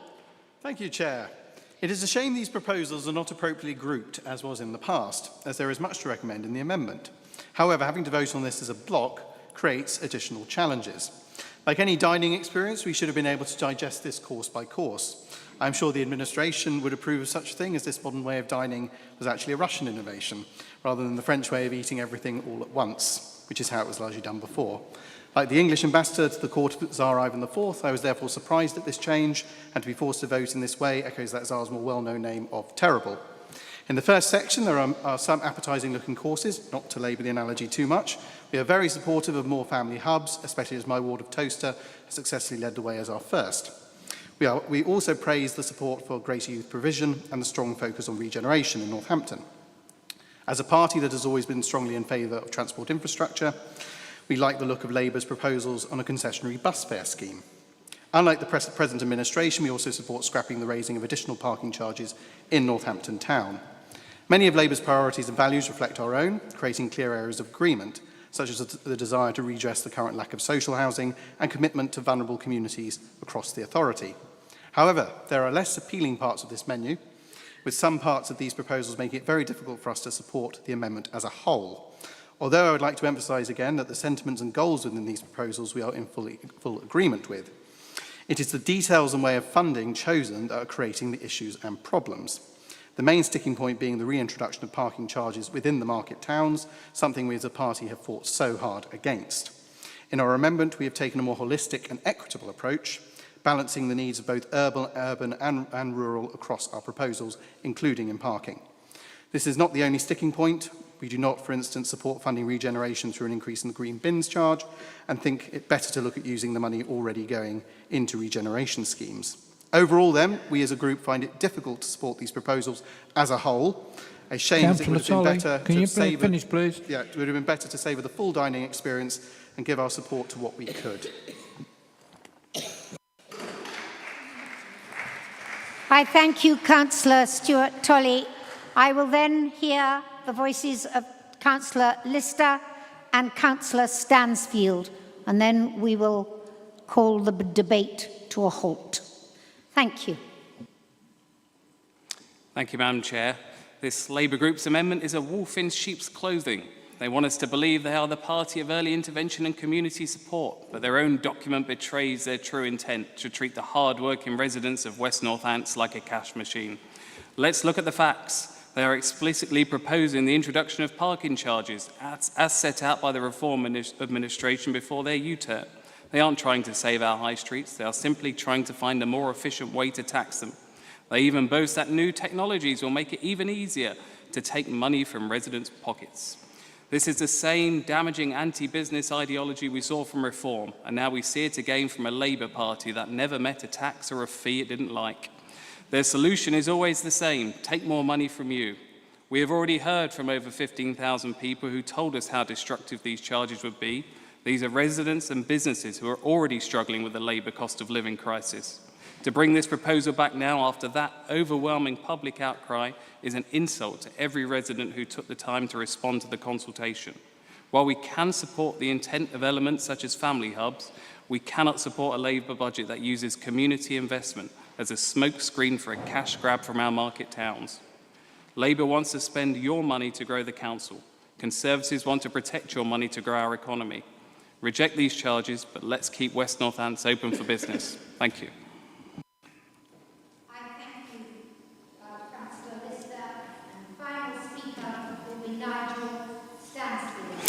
Thank you, Madam Chair. I'm referring to sections 2.1, 2.2 and 2.4 of the Labour amendment.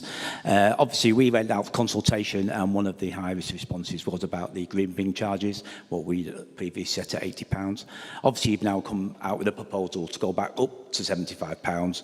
So obviously, that would be going against what the public has told us. We've listened, because we are a listening party, obviously, and that's why we've altered our fee back to £69.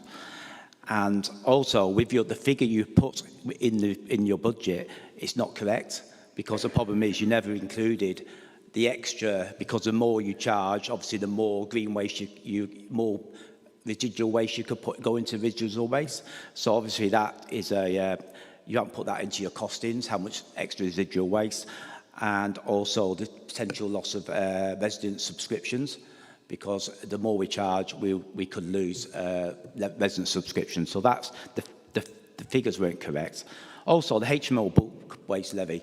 You know, I've actually spoke about to officers to explore this, because we do realise there's more waste coming out of HMO properties, and it is something we want to look at.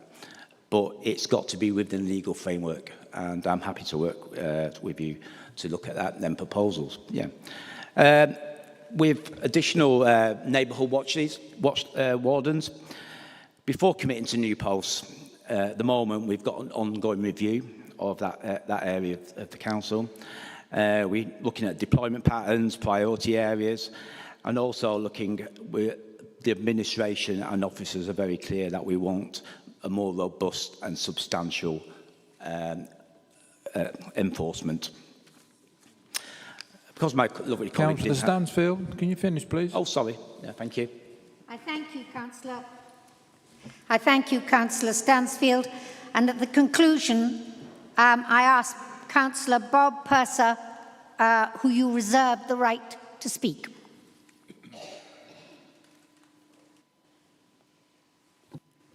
Chair, thank you. Just a few points. I thank Councillor Stansfield for his comments. I think that sounds like we've got some grounds for discussion over the coming months. Clearly, our neighbourhood wardens do a good job. They're too stretched. We need to sort out the problem of how do we manage one terrible street in, I think, Artisan Road this week.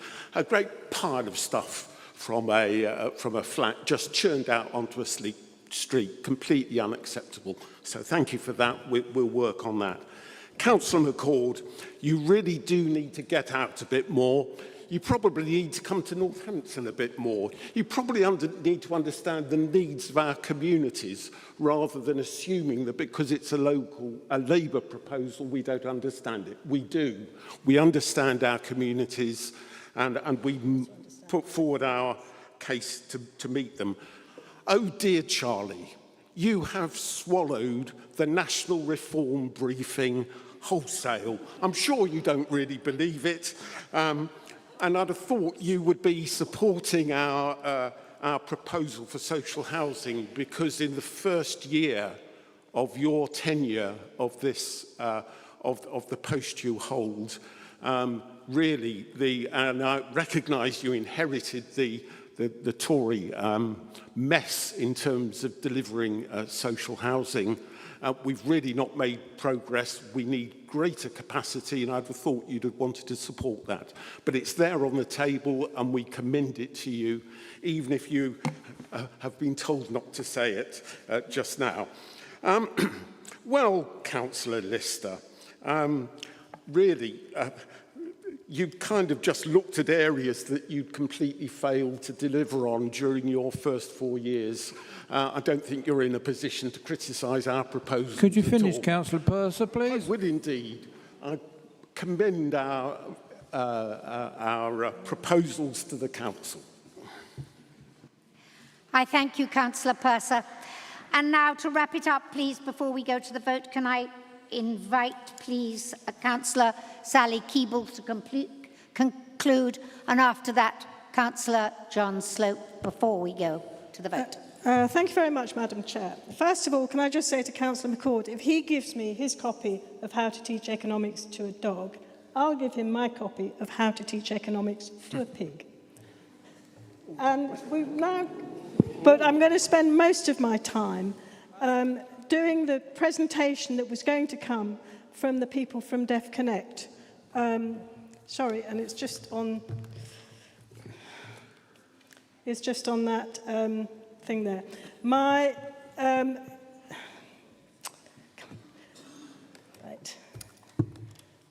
name is Jake. I'm standing here today, not just as a resident, but as someone whose life and whose family life has been changed by Deaf Connect. I want to take you back to when I was younger. As a deaf child growing up in a hearing world, it can feel isolating. You sit in rooms where conversations flow around you but not to you. You learn early what it means to feel left out, But when I joined the Deaf Connect Youth Club, everything changed. For the first time, I wasn't different, I wasn't behind, I wasn't excluded, I belonged.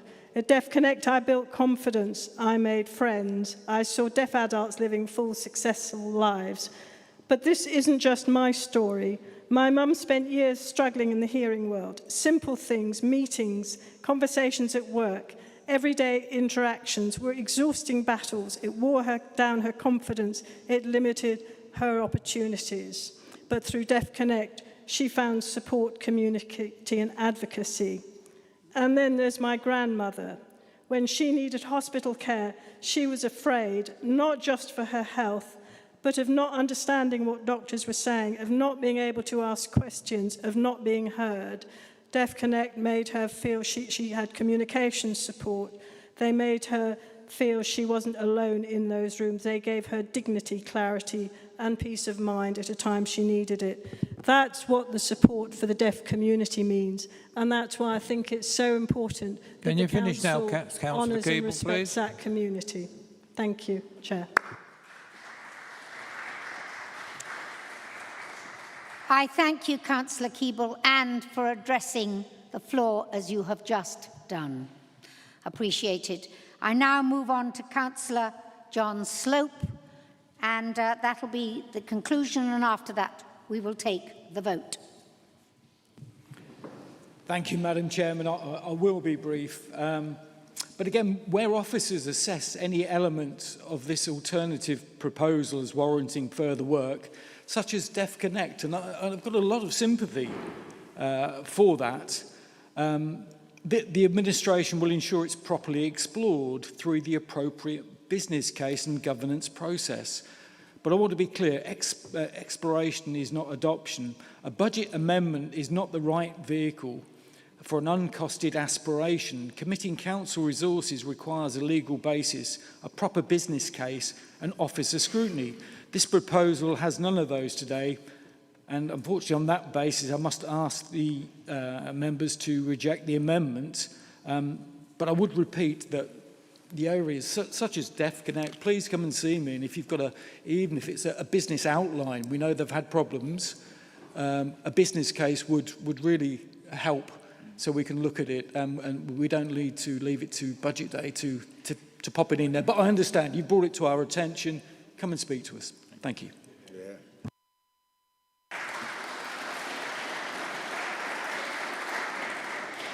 Hello. Thank you, John Slope. I appreciate that. I'm going to ask the monitoring officer to speak to you because some of you are pressing the wrong buttons to vote. So it's just a quick reminder for members, so please don't press your button for speaking. The screen is touch screen, so please just use the for, against and abstention buttons, please, to indicate how you would like to vote. Thank you. Okay, let us go to the vote. Thank you.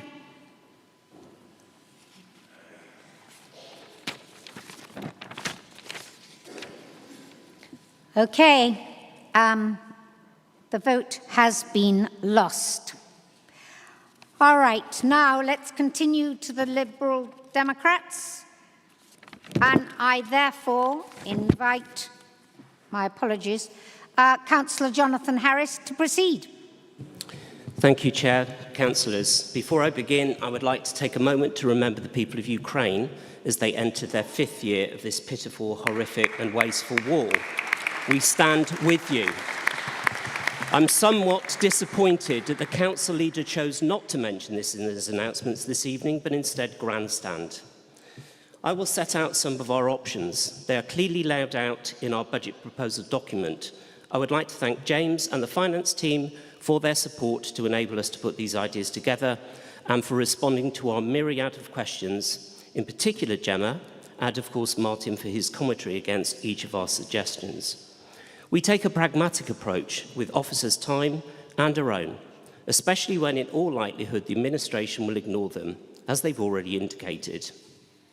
We start with some ideas around the future revenue generation, some of which is within our control, other areas will require legislative change. Our long-term concern is that squeezing the lemon, cuts to services which are often masked as efficiencies, can only last for so long. Even within this final budget, which we're being asked to vote on this evening, there are clusters of savings related to resources where we have no detail. Not because we haven't asked for the detail, but because they are still being worked through. No specifics about roles or impact assessment on services. We simply don't have the detail required. Now, council tax increases are part of the picture. But as the administration have discovered, making promises not to raise them and doing the exact opposite isn't popular. It's very hard to deny that you put out literature saying you were going to cut taxes. Where increases are applied, people have rightly expectations for service improvements, or at the very least, for things not to get worse. And as for many in our area, improvements are not their lived experiences. So in terms of fundraising, we suggest that we should be lobbying for visitor levy and responsibilities as a unitary to do so. Mayors have it, we don't. We could raise significant funds, small amounts of charges, which would be reinvested back into our own growth agenda for tourism. There are also opportunities, we believe, in other additional services, such as education services, where we could generate further revenue. We also think there is an opportunity to explore community municipal bonds to create community stakeholders for projects such as education, health, well-being, environment, community development and inclusion. Our circulated budget document sets out our proposals, and I will focus on just a few of the areas. The Local Plan Regulation 18 is currently out for consultation, and from an employment site approach, it looks to be more of the same. Logistics and B8 sheds. Northamptonshire has become the UK's premier logistics hub, with West Northamptonshire and North Northamptonshire ranking first and third respectively for transport and storage premises. Yes, driven by online demand, but mega shed construction has surged, particularly along the M1 corridor. And yes, this creates some jobs, but it is also creating significant local concerns on environmental and community impact, and many are speculative. We strongly believe that we should be developing our local plan in line with the West Northampton Economic Growth Strategy, creating opportunities in digital services, creative industries, life sciences and green energy. Let's take a look at two sectors. The green sector is growing at 10%, 10 times more quickly than the average. Deny the facts if you will, but that's the facts. Film, TV, creative sector in 2025 generated £6.8 billion. That's a 22% increase on 2024. West Northampton should be proactively working towards a slice of the action. This council should be working to create highly skilled opportunities for all, but especially for young people. Staying with the local plan, the government's revised housing targets will create real pressures for our area on a range of fronts. We believe that we must bring communities with us and encourage communities, rural and urban, to either update or create their own neighbourhood development plan. National government has cut funding for these to be developed, whilst at the same time increasing housing numbers, the perfect storm. If we expect our communities to deliver, this council has a responsibility to support them. Hence our proposal to create some dedicated resource to enable communities to get plans developed and in place ahead of the council's arbitrary 2-year window before decisions on housing get taken by the council. Some of our proposals simply relate to the reversal of cuts within the administration's final budget. They are set out clearly and speak for themselves. And yes, we have sensibly also proposed a reduction to councillors' special responsibility allowances, or SRAs for chairs. That's not new, that's a consistent message, and a freeze of the 2% increase in allowances, as well as a freeze on expense claims, with the exception of childcare support allowances. The current league table of expense claims is topped out by reform, with the highest value coming from cabinet members, who of course also received generous SRAs.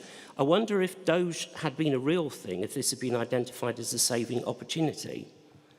For others, we've taken a look at some specific challenges that this council faces and developed ideas to tackle them.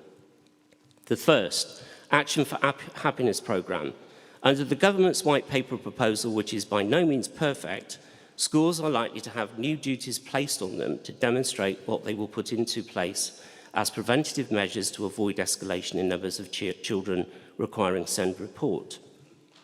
Provision through Action for Happiness does both of these in respect of social, emotional and mental health needs. Good mental health and well-being are essential for a child's development and are one of the key components of giving children the best start in life. Our proposals are built around an established, evaluated model and focuses on a preventative agenda. Joint venture on provision for children's care. Notwithstanding the upcoming ILACs, we believe that this council needs to begin the process of exploring alternative ideas for children's care with all stakeholders. This is a market largely driven, as we've heard, by external forces from a provision and cost perspective, which is unsustainable in the long term. Too many private equity firms are making 25% plus profits looking after children, and it may be perceived that it's profit first, children second. Accelerated programme of property acquisition for use as community children's homes. Linked to the above, we've had a programme in place for a number of years, but this process needs to be accelerated. And a reminder that this council unanimously supported our motion on the Belonging Charter related to community-based children's homes last year. Digitally assisted care. Some of this work has commenced through the sustainability project in the 58 work streams. However, our belief is that further feasibility study needs accelerating, and we need to enable safe, comfortable and dignified ageing in place. We would do well to look at the Netherlands, frequently cited as the global leader in long-term care within community-based and home care services, Japan, who are using robotics and AI, and the Nordic countries, who are very focused on well-funded municipal care services. This is exactly an example of how a community municipal fund could be utilised. Councillors won't be able to give consideration to these amendments as the decision has been taken to vote for these en bloc. Disappointing, as each proposal has been allocated a clear funding stream and each has commentary from the Section 151. It's a shame that these will now all be blocked together as they're designed to be progressive, positive and beneficial enhancements for the residents of West Northamptonshire, and as such is aiming to head off some of the damage that this administration's budget will do to our residents. Councillor Knoll stated in his announcements that his budget protects essential services. We've mentioned clearly that there are lumps of funding in this budget without detail. He also says it supports the vulnerable. Well, vulnerable includes age, disability, race, sexual orientation, and others. This is the party that wants to bin the Equality Act, which is designed to look after those with protected characteristics who often fall into the vulnerable category. Now, according to Mr. Farage, I say garage, so it's Farage, is because apparently it's preventing middle-aged white male opportunities. So I would ask the 9 middle-aged white males from the 10 cabinet members please to perhaps stand up to show us how this act is failing. So which is it? Nigel's view of the world or yours, Councillor Knoll? As the council leader often says in this forum, my door is always open. That's very magnanimous. But it's not the door that's the problem. It's the mind that needs opening. Now, if he can't do that, he would do just as well to keep his door shut and stop the drafts. I propose these budget amendments.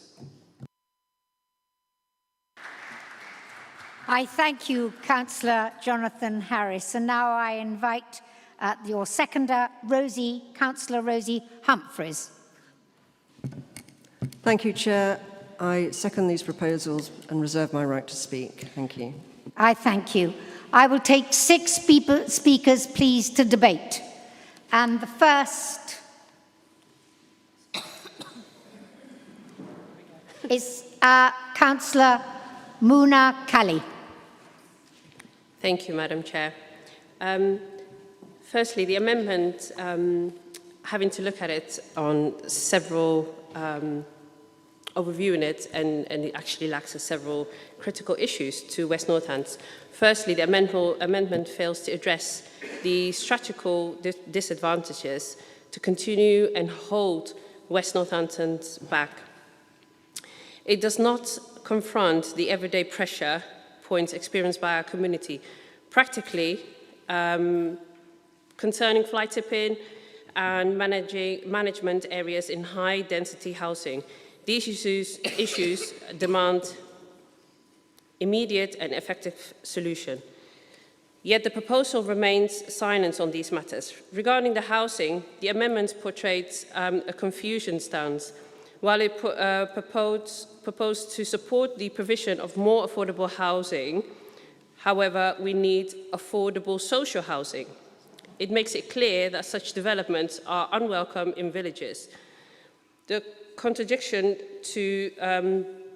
brings little out of the cohesion of housing strategy, urgently needed in our area, especially in my ward.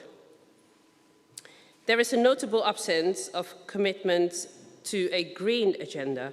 Public transport improves and that management of green spaces are proposed. Despite the vital importance of promoting the sustainable development and environmental well-being. Additionally, the practice of charging consultancy fees to schools and diverting those funds to age concern is, in my opinion, ill-advised. Should schools be levied consultancy fees and the revenue generated ought to be reinvested directly into schools' resources? Councillor Moonacalli, can you finish, please? Impacted? Yes, I will. Thank you. Lastly, the levies that are fundamentally, we just need our tourists. The tourists, you know, you can't charge, you know, into a town that we haven't got that much to do. We want to be able to build our town for our tourists to come and not run away from all these charges and taxes that we're putting up. Can you finish, please? Thank you. Thank you, Councillor Kelly.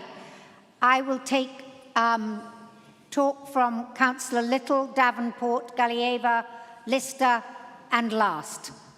Thank you. So, Councillor Little. Thank you, Madam Chairman. I must admit, I do like a good story. My absolute favourite is Far From the Madding Crowd.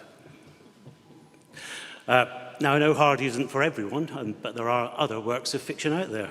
There's like Lord of the Rings, or Spot Goes to the Farm, or there's a new work of fiction called The Liberal Democrat Group Alternative Budget Proposals 2026-27. I particularly enjoyed the chapter about raising up to 7.4 million from a visitor's levy, even though we have absolutely no authority to introduce this. The car parking photovoltaic project was another highlight. Apparently, you can take an 80-space car park, build a canopy, and cover it in solar panels for £140,000. That sounded like remarkable value, until a quick check showed the figure came from the Department of Energy Security and Net Zero, otherwise known as Ed Miliband's lunatic asylum. In the real world, of course, estimates are 4 to 7 times higher, somewhere between £500,000 and £900,000. And finally, let's look at the major capital proposals of 8 million for housing acquisition and 10 million for children's homes. This particular budget proposal comes without any information about borrowing costs, staffing, maintenance, or any kind of savings timeline. So it would be impossible to judge if this is even affordable.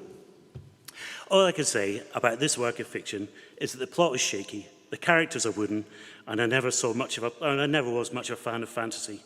But it did give me a few laughs along the way.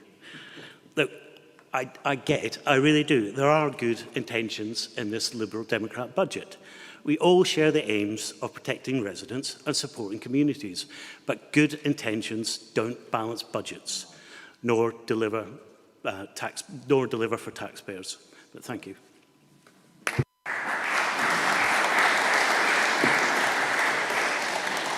I thank you, Councillor Little. Councillor Davenport.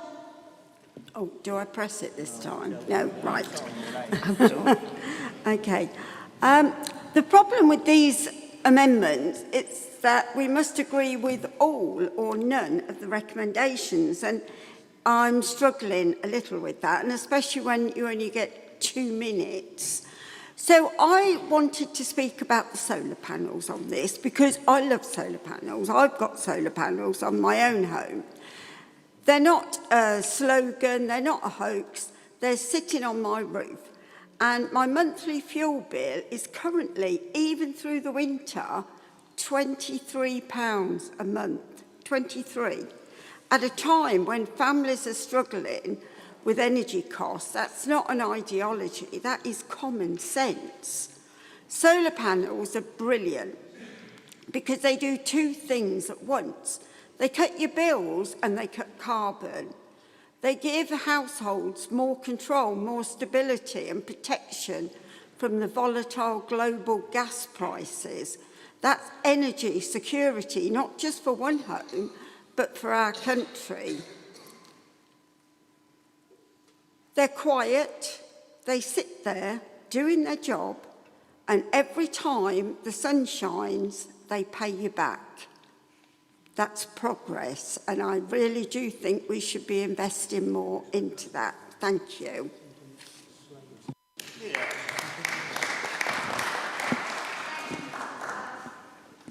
Thank you, Councillor Davenport. Thank you. Councillor Galieva. Yeah, thank you, Madam Chairman. I'd like to share my views on Liberal Democrats' proposal regarding the car park solar project. This estimated 100,000 for the visibility study for a potential joint venture. I'd like to bring attention to fundamental flaws in this proposal. As always, the devil is in details. Solar carports require structural engineering and steel support significant, making them more expensive per megawatt than standard rooftop or ground-mounted systems. Although the modern panels come with a 25-year warranty, their longevity depends on environmental conditions, installation quality, and maintenance. Other components like solar batteries have much shorter lifespan. It is also inefficient due to its natural capacity factor, i.e. the ratio of installed capacity versus what we're going actually to achieve in terms of energy output. Sunlight converted electricity for transmission and then converted into energy stored in battery suffers losses at every step. And by the way, these losses contribute to the climate warming. The idea behind the green aspect is, of course, that sun is a natural source, plus it is free. However, to transfer sun into energy requires very dirty mining and manufacturing processes, and it is very expensive. Not to mention that these panels manufactured in China with increased risk of use of slave labor.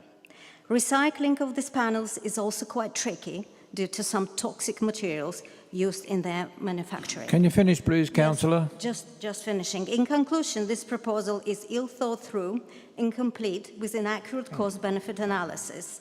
Given the true full cost of such project, this offer do not represent good value for taxpayers' money. Thank you, Madam Chairman. Thank you, Councillor Galieva. Councillor Lister. Thank you, Chairman. I've looked carefully at the Liberal Democrat proposals, and I do want to respond to some of them. So there are some areas of agreement. On council tax, they're right that 4.99 is the honest position and that the administration's 0.0% reduction is a symbolic gesture worth 74 pence. On members' allowances, on neighbourhood planning, on protecting the park run, we reach similar conclusions by different routes. That is worth noting in particular because it tells you something about how isolated this administration's approach is when two opposition groups independently arrive at the same answers, not because the opposition groups are similar, but because the administration's proposals are so out of touch with residents. On the visitors' levy, I have to be direct though. When we were in administration, we were part of establishing the local visitor economy because we want a thriving tourism economy in this area. We want more visitors coming here and spending here. A visitor levy places a charge on the very activity we need to be encouraging. You cannot champion the visitor economy and simultaneously introduce a new tax on it. So we cannot support that proposal. But what does strike me about this tonight is that both opposition groups have come to this chamber with costed proposals, with serious engagement and genuine alternatives. The administration has come with a budget that breaks every promise on their own leaflets, raises council tax to the maximum, strips concessions from disabled residents and offers 74p as the sum total of their delivery. The contrast could not be clearer. Two opposition groups doing the work, one administration already out of ideas. Thank you.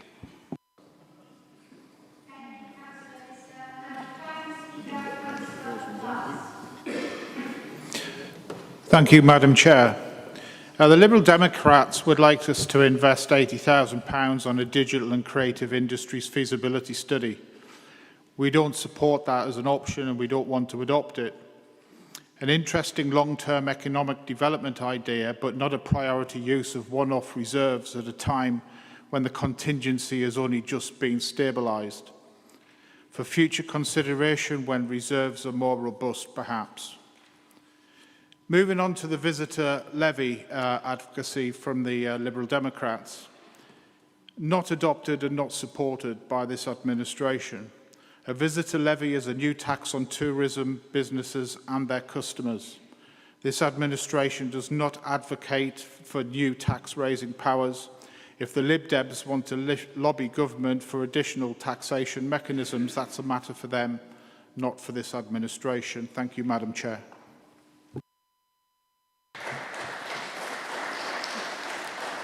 I thank you, Councillor Last. And now, Councillor Humphreys, you reserve the right to speak at the end of the debate. Thank you, Chair. Just to respond to a number of comments made to our proposals. Councillor Calley, I'm not sure whether you've had the opportunity to read our amendments in detail.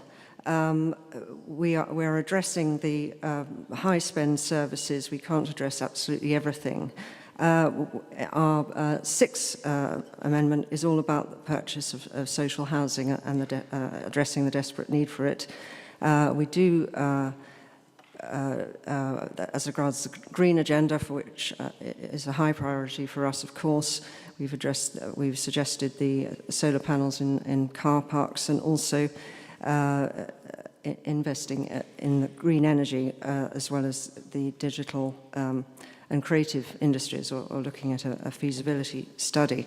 I'm pleased that Councillor Last, you say that you might consider our proposals as regards the high earning industries in future, or you're not completely discounting it. I'll remind you that in our economic growth strategy, they identify these sectors as having high growth potential, so we really are missing a trick if we don't focus on them. Councillor Little, I think you're being very insulting to officers, actually, to call our proposals a work of fiction. They've all been validated by the finance officers in section 151, and we will wait to see what the tragicomedy of your budget brings us. Councillor Lister, I'm pleased that there are some areas of agreement. I mean, all these negative comments about visitor levies, we've made it quite clear that we were proposing to Councillor Humphreys, can you finish, please? Yes. I'm simply going to finish by reminding everybody that Mike Lucas, who opened our debate, said those in power have a wonderful opportunity to do good and show compassion. Please finish, Councillor. I will. You'd rather save 54,000 by removing the blue badge concessions and generate £110,000 per year by putting the council tax back to 4.99 rather than this lamentable Thank you, Councillor. That's enough. 0.4%. You're not showing compassion. Thank you. Thank you.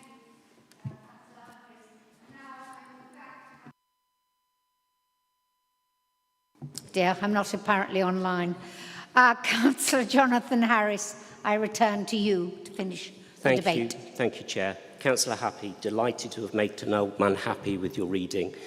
Councillor Gelieva, excellent use of Copilot. I'm sure tap in. What's the problem with solar panels? Fantastic response. And Councillor Last, I'm sure you'll enjoy telling your residents to brace themselves for even more warehouses when they come. I can tell you this, no surprise at all with any of your comments, and I, for one, will take no lessons from a party that plans to bin the Equalities Act, whose party's rich donors contentedly other everyone else, whilst continuing to look after themselves by planning to trash workers' rights and those of tenants, mirrors Trump's barbaric ICE, wants to frack and drill for oil to add to their coffers, but can continue to deny the science of climate and climate change, Support a parliamentary candidate who calls for women and young girls to undergo a biological reality check and tax those without children. A minimally Trumpian copycat approach will do nothing to solve the challenges and problems for the people of West Northamptonshire. And what's more, you also now appear to be hell-bent on creating the craziest Conservative retirement home. With all of your recent cast-off arrivals from the Tories, as we've heard from Alderwoman Beardsworth earlier, you're not reform, but conform. Thank you. I thank you, Councillor Harris, and finally I return to Councillor Slope to reply to the debate. 2 minutes, please. Thank you, Madam Chairman.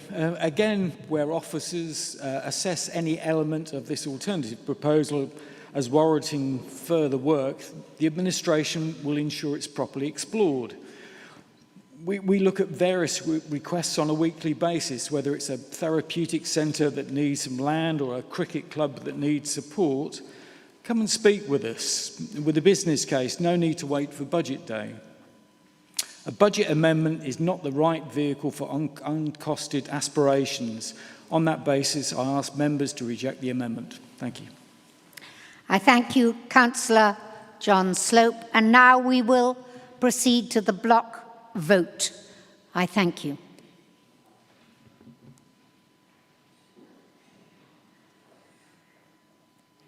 The vote has been lost.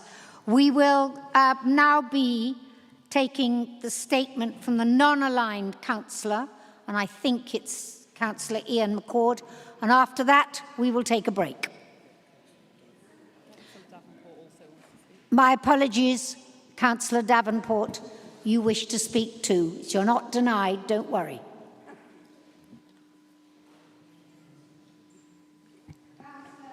Councillor Ian McCord. Thank you, Madam Chairman.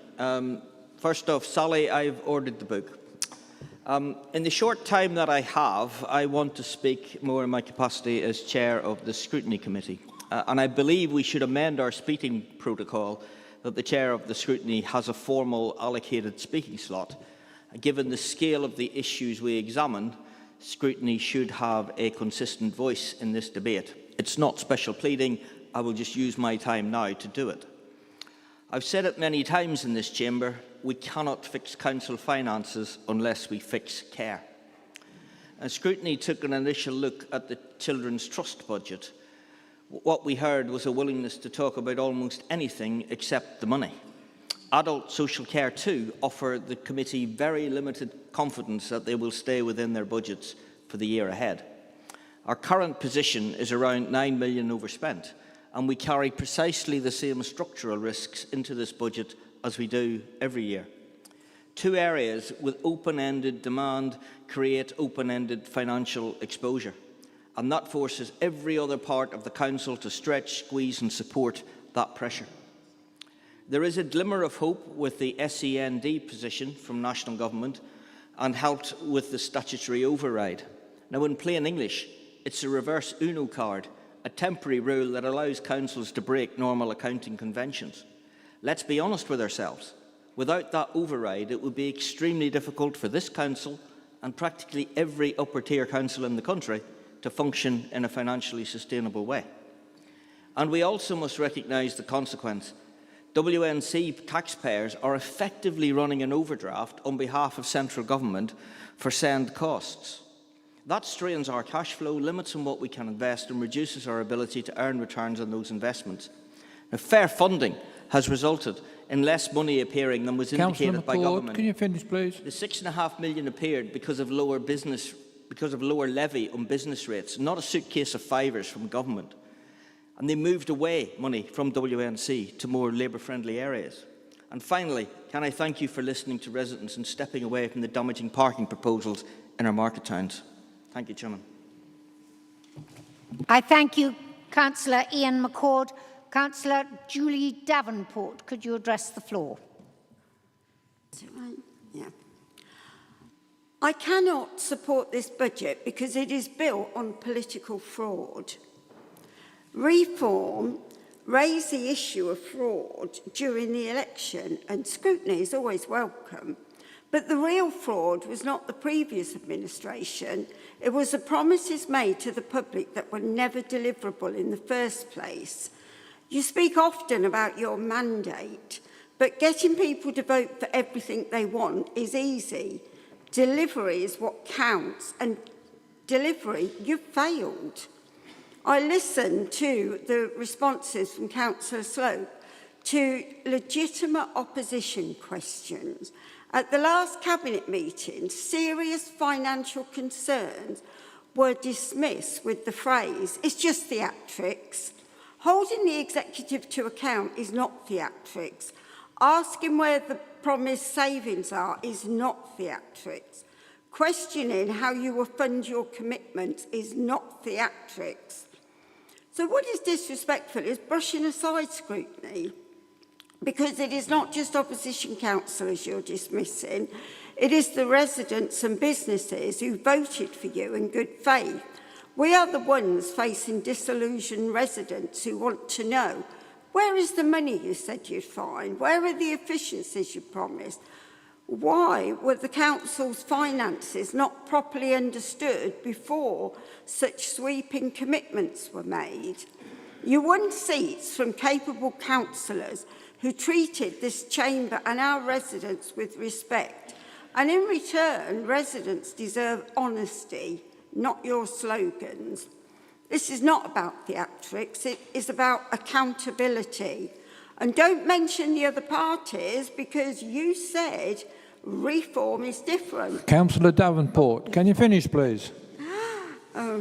And for that reason, I cannot support this budget, because this is not what was promised. Thank you.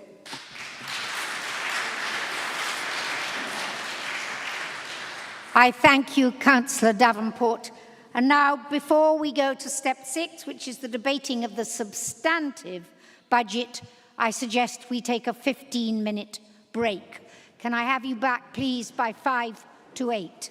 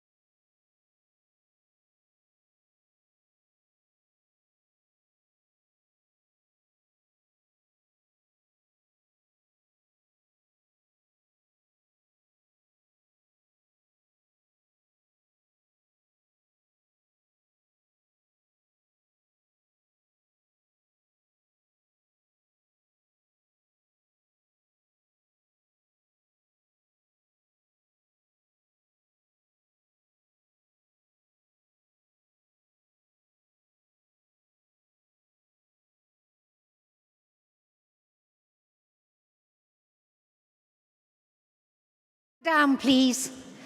Thank you very much indeed. I hope you've had time to do whatever you need to do, including catch up on telephone calls.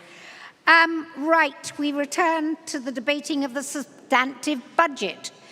Are there any members of the council who wish to comment on the substantive budget? Don't jump to it. I will only take 6 speakers. Thank you. All right, I've got them. I'm going to tell you who they are. Don't live in anticipation.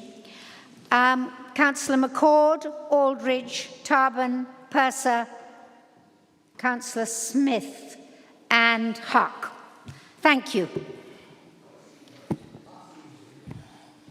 You reserve the right to speak, Councillor Arnold. I can't hear what you...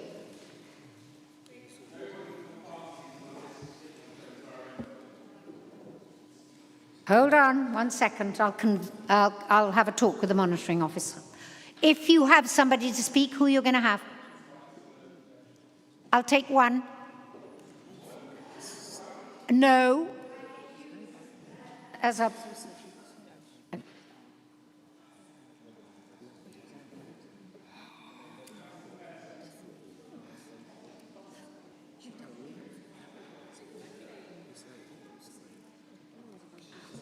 All right, from the Reform bench, I'll add Councillor Petter to the list. Thank you.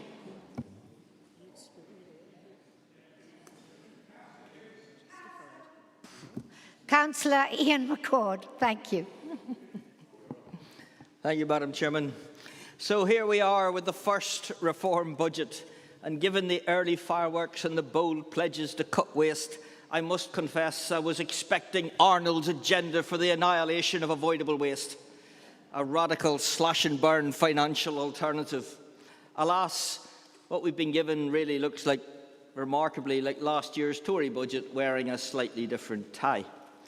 With the exception of the parking charges, which were about as welcome as a wet Tuesday in Toaster, almost every proposal before us could have been lifted straight out of the previous administration's drawer. Continuity may be comforting, Madam Chairman, but I had hoped for at least one moment of political fireworks. We have, quite accidentally though, reached a cross-party agreement on one point. This council is carrying more staff in the budget than it can sustain.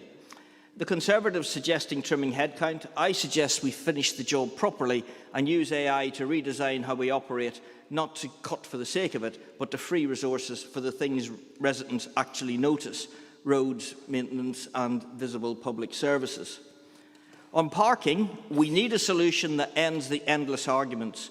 I propose leasing the car parks in Toaster, Daventry and Brackley to their town councils, take the maintenance and enforcement away from us, and if they choose to introduce charges, 95% of that revenue comes back to WNC. The idea that Northampton is subsidising the rural areas evaporates instantly, because the reality is simple. Over half the council tax revenue comes from outside the borough. For too long, rural communities have been treated like a cash point to fund Northampton, and if all they get in return is a few hours paid parking, they're still not getting a great deal. So, Madam Chairman, if this is the dawn of a new political era, at least can we switch the lights on? Thank you. Thank you, Councillor McCord. Councillor Aldridge. Thank you, Madam Chair. This budget is reactive, opaque and strategically weak.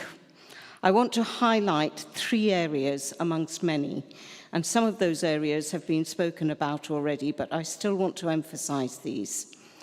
Whilst recognising the good work of the Northants Children's Trust, the pattern of overspend annually is simply not sustainable. The cumulative overspend across Northamptonshire over the past 4 years has been over 95 million. For the next year, there is a proposed increase of 22.3 million and 5.6 million over and above that. Looking at the patterns of overspend, I have no confidence that the Trust will come in on budget at the end of 26-27. We need to reduce the year-on-year pressure of managing overspends over which we have no control. Budget needs to be allocated to scope out with the Children's Trust all possible options for the future delivery of children's services. Secondly, if I look at the areas that are under efficiency and income generation, nearly 9 million is identified and terminologies such as review, efficiencies, reduction and restructure are used. This is about cuts, but we see no information on which specific services or teams are going to be affected and how the cuts will impact on residents. There is no assurance that the vague intentions listed are actually deliverable. The final point I was going to talk about was the Northampton Town Centre. Can you finish, please? Yes, one sentence on that. Thank you. I understand that the revenue expected for the move of the additional charges in Northampton Town is around £563,000. These funds could be found from the 3 million or so remaining from the contingency, from the governance more favourable settlements, so to come out of contingencies. Thank you. Thank you, Councillor Aldridge. It transpires there's nobody from the Conservative bench either. So at the end, Councillor Coos is going to speak on behalf of Reform and Councillor Lister on behalf of the Conservatives. If you were at the start gate, you would be right at the back. Next time, jump first. Councillor Tarbin. Thank you, Chair. One area of concern I have in the budget is adult social care. With nearly 4.5 million in cuts and the same again in charging increases, surely this means anyone using our adult social care services will be getting even less for their money. To make matters worse, I can't find any evidence of assessment of the impact of the cuts and additional charging on all residents. I'm particularly worried for people using those services in our rural communities, where vulnerable adults, particularly the elderly, suffer from isolation, loneliness, and cannot reach services due to the poor transport links offered. It's unclear from the budget as to what areas these cuts and charges will impact most, but I urge the administration to keep in mind the threat of rural isolation when it comes to adult social care provision. On another note, the One West North Hants plan, which Reform have adopted, states we need to use our collective resources to deliver better place and resident outcomes and drive successful results with positive economic, infrastructure and well-being impacts. We know all partners have both the desire and drive to work more closely together in achieving these ambitions for our area. Yet in your budget, you have cut funding for community grants, cut funding for age concern, and cut free parking for disabled badge holders in Northampton. And whilst we're pleased that Reform have U-turned on their terrible proposal for market town parking charges, with no impact assessments, no consultation with parish and town councils, and no thought for the impact on residents, businesses and volunteers, the same U-turn should have been done for Northampton. A lack of free parking and fees for the disabled will undo any good work done with the town centre regeneration projects that millions have been spent on over the past few years. These cuts are at odds with the mission. Councillor Tarbin, can you finish, please? Will do. These cuts are at odds with the mission of the One West North Hants plan. It's unstrategic and the dots between the plan and budget are not being joined up. Most of the points I've mentioned, with the exception of adult social care, could have been covered by sticking with the increase of 4.99% in council tax. For a very small cost difference, please finish, Councillor. to council taxpayers, so much good could have been done. Thank you. I thank you, Councillor Tarbin. Councillor Purser. Yes, Chair, thank you. I just wanted to recognise the seriousness with which the administration has actually approached this budget process. I think very unlike some of their colleagues around the country, but they have listened to the consultation. There was a good consultation process, and scrutiny did, I think, a semi-effective job on it. So I want to recognise that. Second point is just to say that it is a Labour government that's provided additional resources. Without those additional resources, we'd have been in quite a lot of bother. And that includes money for potholes, adult services, children's services and other needs. This was not a windfall amount of money. That may be the way the Conservatives deal with local government funding, but Labour governments a prime needs assessment, and that's how the money is allocated.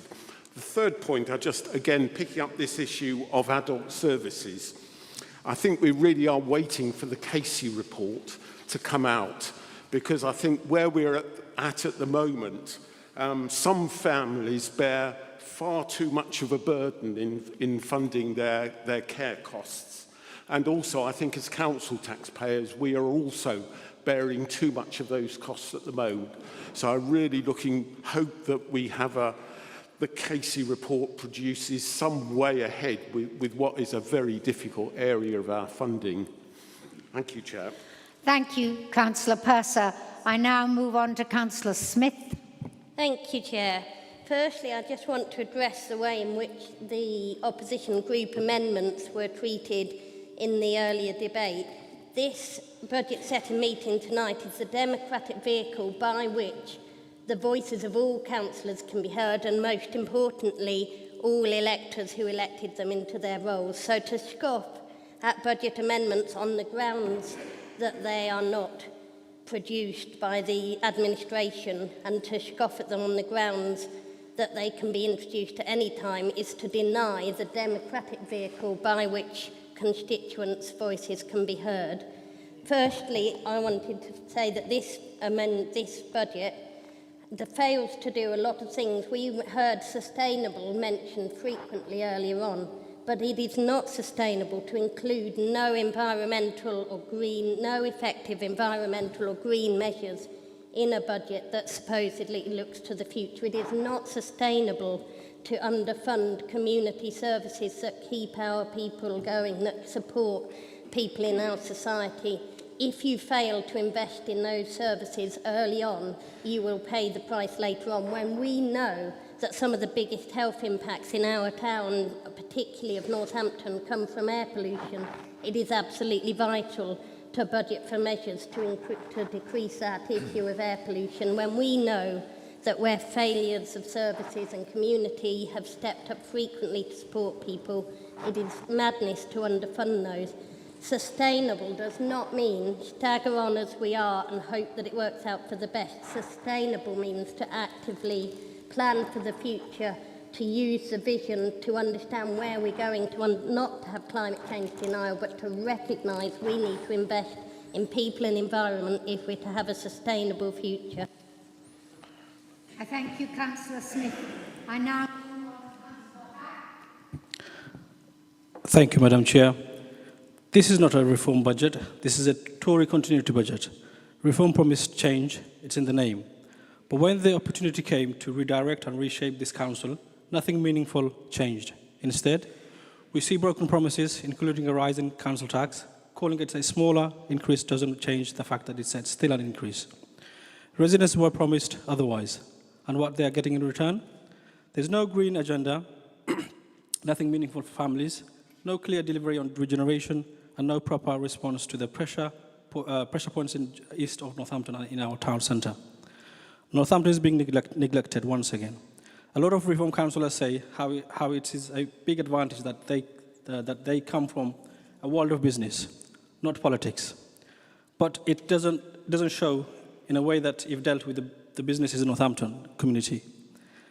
They're up in arms about the changes to parking charges, especially losing to our free parking at the weekends. It's been especially important for the small independent businesses. A flat rate of £3 doesn't work for shoppers or traders. What makes it worse is that Reform managed to find money to restore free parking for Daventry and Towcester, but nothing for Northampton. It's such a discrimination against our town.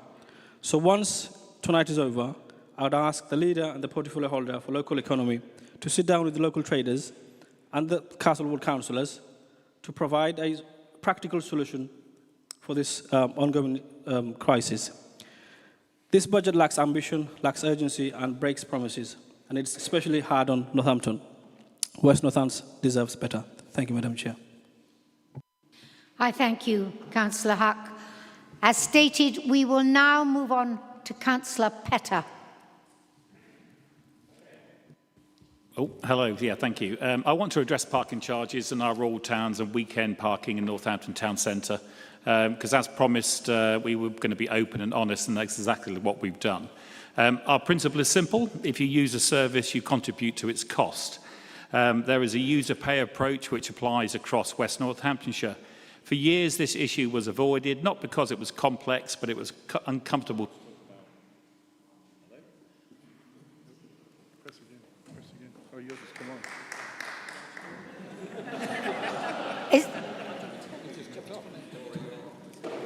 I think you've confused this. Am I not right in saying that Councillor Petter was speaking?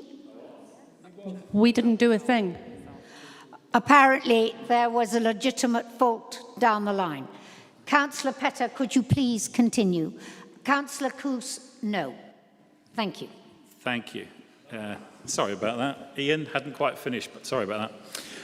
Okay, yeah, for years this was avoided because it is uncomfortable to talk about. It's easier to ignore costs than explain them, and that's what we're doing. So let's deal with a myth. Parking charges do not kill a town centre.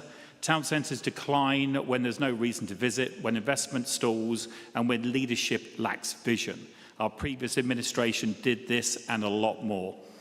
Well-managed parking support, turnover and access, this is part of functional town centre. In Towcester, Daventry and Brackley, we listened during our consultation, and this was the right decision. But lighting, maintenance, resurfing and enforcement still cost money. These costs do not disappear. The conversation about how they're funded fairly has still to happen. Northampton is different.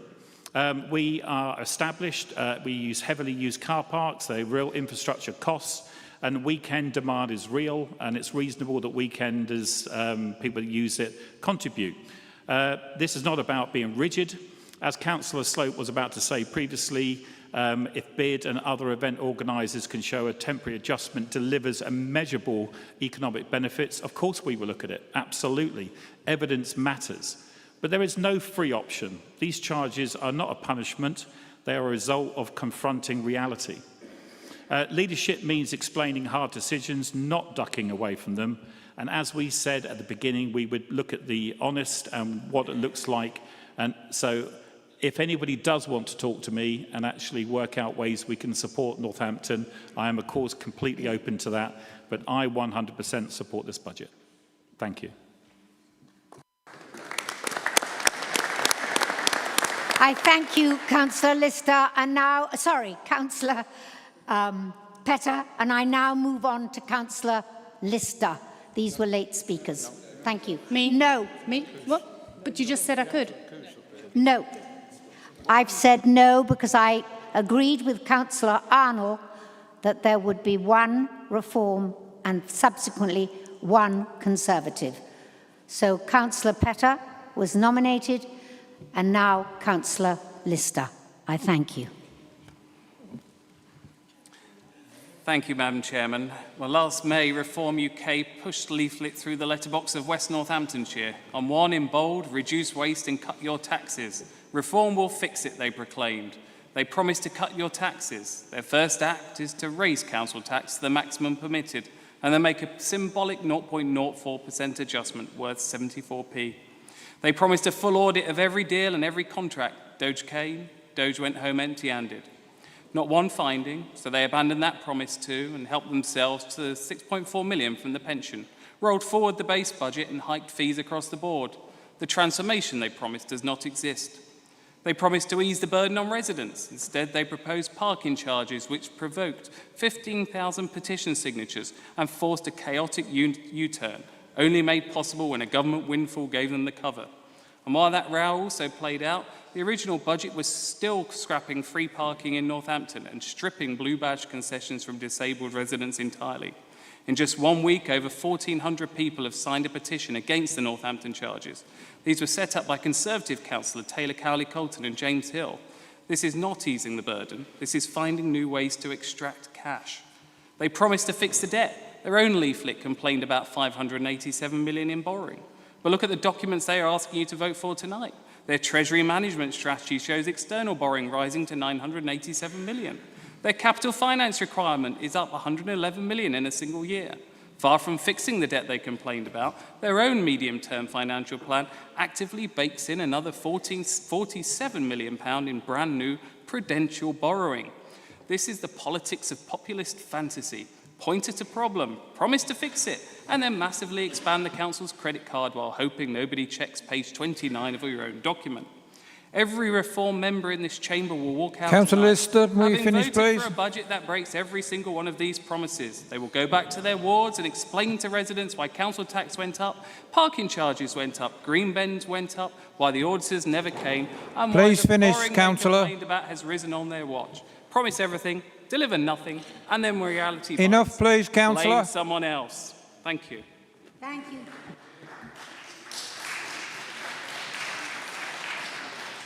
Thank you, Councillor Lister. And finally, all but one, we return to Councillor Arnold, who reserved his right to speak before John Slope.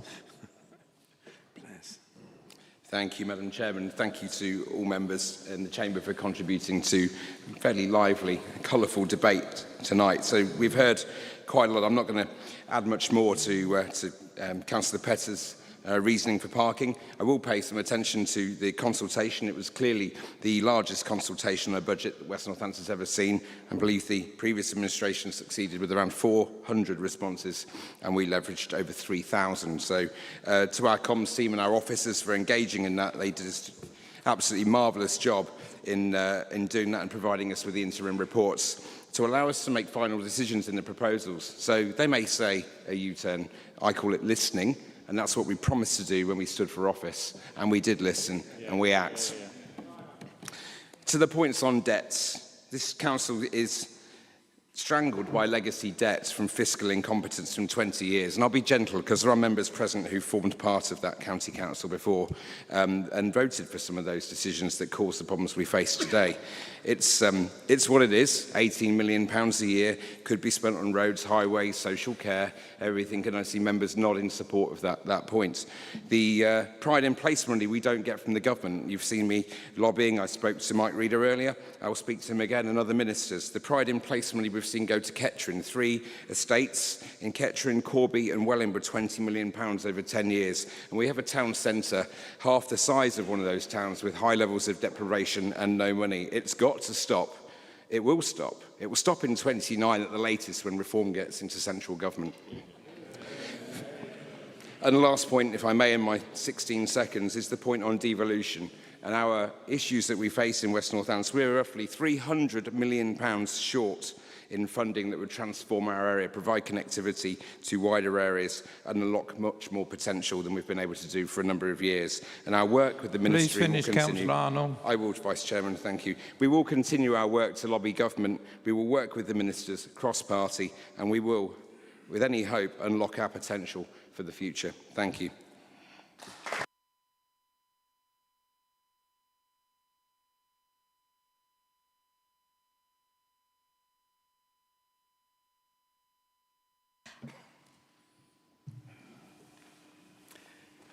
Thank you, Madam Chairman. Briefly in reply, I thank all members for their contributions to the debate. The amendments before us reflect real issues that residents care about, and I don't dismiss them. Several proposals of genuine commercial and strategic merit. The reason for not adopting them by budget amendment is not an opposition to the idea, but the requirement that significant commitments go through the proper business cases, legal and governance processes before council resources are committed. The administration is happy to bring relevant proposals back through the appropriate routes. Councillor Lister is simultaneously criticising us for the level of council tax and for reducing it. He cannot have both. We found 6.5 million through the fair funding review and used it for the benefit of residents. That is called good financial management. What I would call a U-turn is what the Conservatives did for 20 years, promising competence while running up debt that this council and its residents are still paying for. We inherited a council in financial difficulty. Today we are setting a balanced budget, delivering 29 million in efficiencies and protecting the most vulnerable services. That is a genuinely different trajectory. The test for this council today is straightforward. Does the budget before us provide a balanced, legally sound financial plan that protects the most vulnerable and sets a sustainable course? The Section 151 officer has confirmed that it does. I invite members to support it. I ask the Council to approve this budget. Thank you.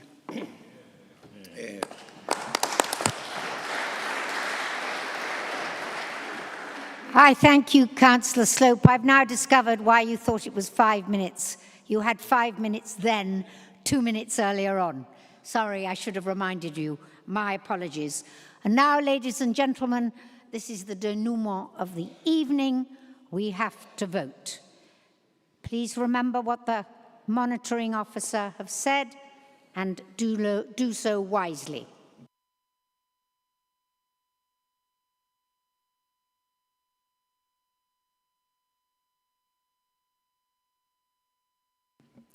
The vote is carried. All right.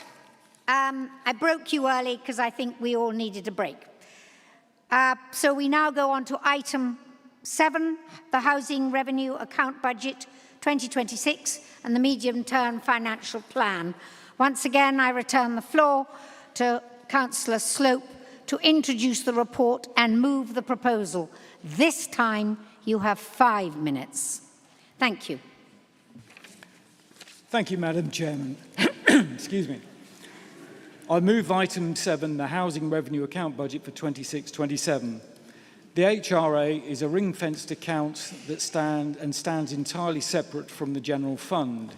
It covers the council's role as social landlord to thousands of residents across West Northamptonshire.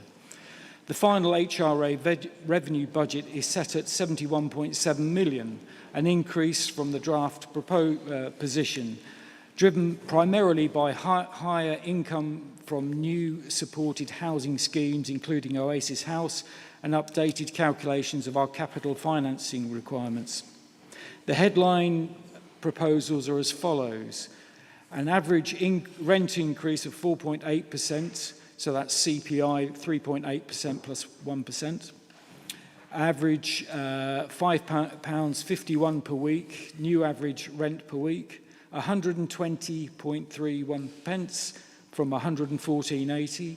Service charges increase 4.8% in line with government rent standard gauge rents increase 4.8%. Average garage £12.70 per week. MPH management fee 70.6 million HRA working balance, 6 million with a minimum of 5 million HRA capital programme 26-27, 82.5 million and a 5-year HRA capital commitment of 359.6 million. The rent increase is at the maximum permitted under the government's rent standard CPI plus 1%. This is not a policy choice we make lightly, but it is the right approach. Without maximising rental income, the HRA cannot sustain the investment programme in our existing stock that tenants rightly expect. The Council recently took the decision to bring NPH enabler services back in-house from April 26, with a view to ending the management agreement in 2 phases from April 27. This budget reflects the transition costs and the renegotiated fee arrangements to go with that. Our new homes, we have established a dedicated affordable housing development team. The capital programme supports continued investment in both existing stock and new build. We are also maximising the opportunities presented by the government's new right to buy retention flexibilities. Vulnerable tenants are protected through the welfare system, and our proactive arrears management approach has kept rent arrears rising at a significantly lower rate than previously anticipated. Chairman, this is a legally compliant, balanced HRA budget, and I commend it to the Council. Thank you. I thank you, Councillor Slope. And now I move on to Councillor Arnold, who is going to second the proposal. Thank you, Madam Chairman. I will second the proposal. Now, if I may, I will retain my right to speak. Thank you.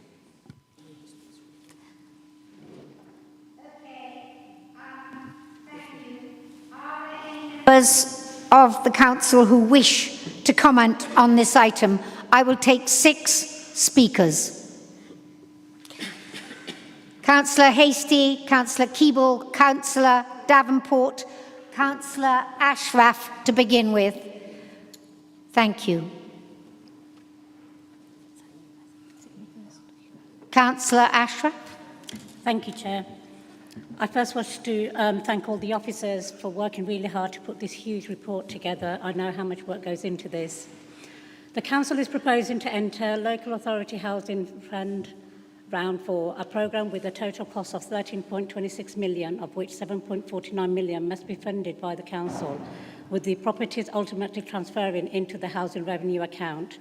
The justification offered will reduce our reliance on costly temporary accommodation and strengthen the HRA asset base. However, the report also makes clear that delivery is exposed to open market instability, rising construction costs and reliance on new build delivery to secure grant uplift. And the Memorandum of Understanding provides no legal protection if delivery assumptions fail. At the same time, the HRA is already under significant pressure from repairs, decarbonisation, building safety requirements, and the need to maintain a robust 30-year business plan. At any cost, overruns, delays, missed grant uplifts, or failure to achieve forecast temporary accommodation savings will fall directly on the HRA, not the government.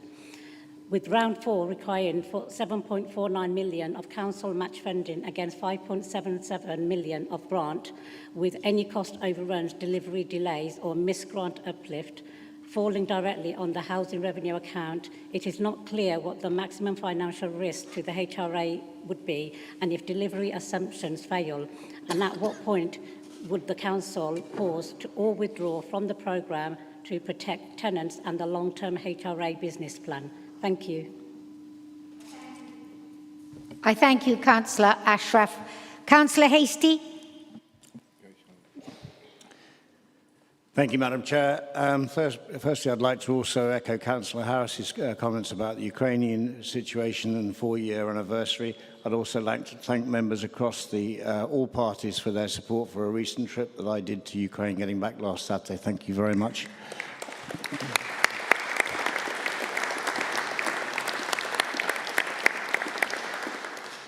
Thank you. And I'd also like to reflect the overwhelming support from the officers as well. So thank you very much for that. Back to the business at hand. I would also like to thank officers at West Northamptonshire Council and colleagues at Northamptonshire Partnership Homes for the significant work that has gone into bringing this budget forward and ensuring the strongest possible programme for our tenants within the resources available. As members will recognise, housing services are operating in an increasingly challenging environment with sustained demand, rising costs and growing complexity in the issues faced by those seeking support with housing and homelessness. Against this backdrop, it is vital that we continue to invest in our council housing, both through the delivery of new homes and sustained investment in our existing stock to ensure compliance with decent homes and regulatory standards. This budget reflects the robust and constructive work done by officers facing the challenges by WNC officers and MPH officers. Their work to ensure these requirements are fully met whilst also supporting the ongoing improvement journey and enabling the delivery of safe, good quality services for both current and future tenants. I thank you, Councillor Hastie. Councillor Sally Keeble, please. Thank you very much, Madam Chair. The Labour Group will be supporting these recommendations whilst recognising the many difficulties that housing services face in West Northamptonshire.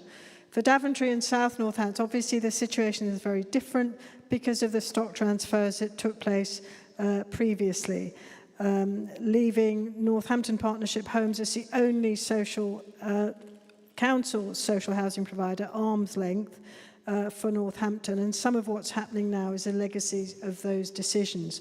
One of my biggest concerns is the challenging cost of repairs. Some of the AWAB's law cases that we have identified are serious and need urgent action, and I understand that MPH has capital identified for AWAB's law repairs. In addition, there's a cost of replacing cladding, bringing homes up to decent home standard, and other major and structural work. This mops up some of the capital, much of the capital that's needed for new build, and I'm concerned that the figures on use of capital would change during the year. At best, we're looking at funds for about 200 new units, looking roughly at the at the amounts against a much bigger waiting list. I completely recognise the pressure that the rent increase will place on tenants. There's reasons for the 4.8% figure, but it's still a huge amount of money. So I hope that there are real efforts to bear down on costs, ensure value for money, including both the administrative costs involved in bringing Northamptonshire Partnership Homes back in-house, and also to keep down the costs of the repairs that are paid for out of revenue. MPH and West Northants Council face a big challenge in bringing the service back in-house, and I trust throughout that period the focus will resolutely be on maximising the number of homes and the quality of services for tenants, and the Labour Group will fully support that process.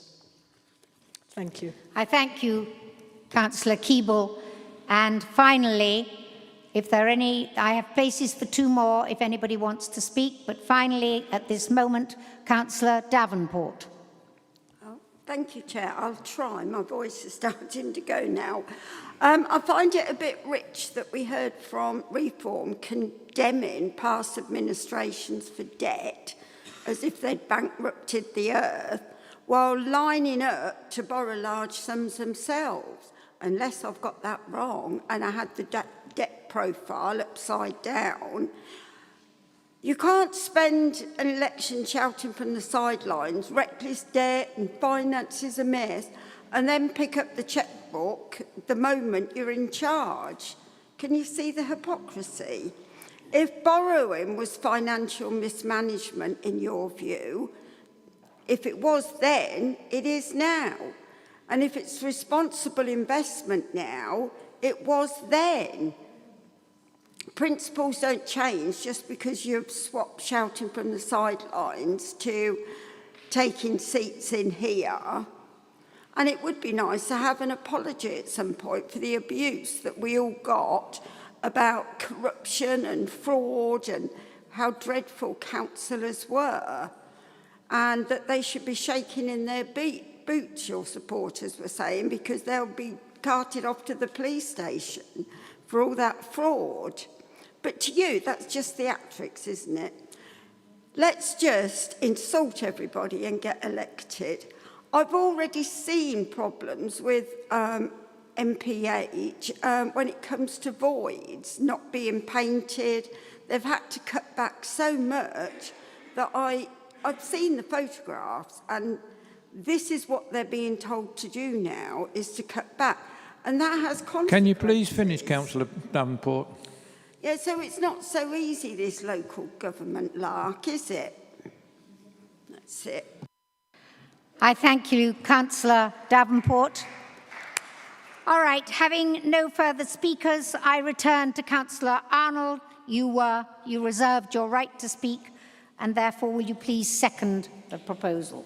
Thank you, Madam Chairman. And do a direct answer to Councillor Davenport there. No, local government in reality is not easy. No, it's not. It's not easy doing these hours every day and standing up for exactly what we promised our residents on the street, to fix chronic problems of chronic underinvestment. I don't know where the eyes of scrutiny were half the time, frankly, looking the other way as things went idly by. That's stopping, and progress is being sufficiently made across West Northants.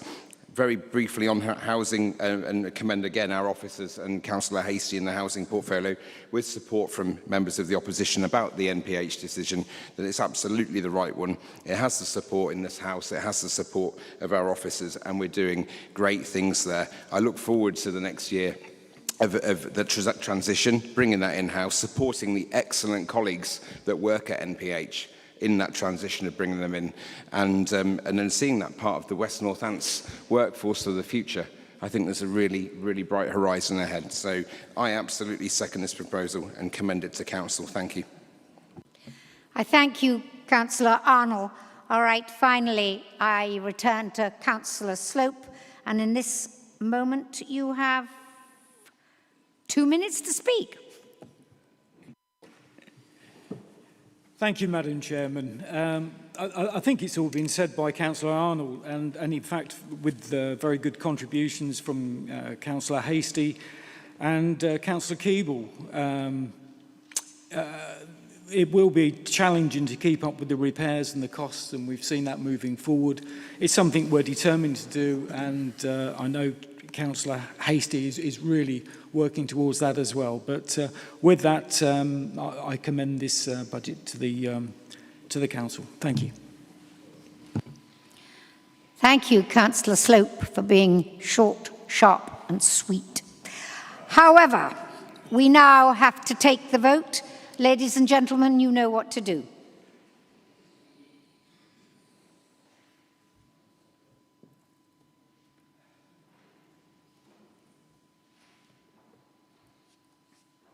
The vote has carried. The final item of tonight, unless there's any special business, item 10, 26, 27, council tax calculations and council tax resolutions. Councillor John Slope, would you begin, please? 5 minutes. Thank you, Madam Chairman. I move item 8 of the council tax calculations for 26-27. Under the Local Government Finance Act 1992, we are required to set a council tax and approve the associated resolutions.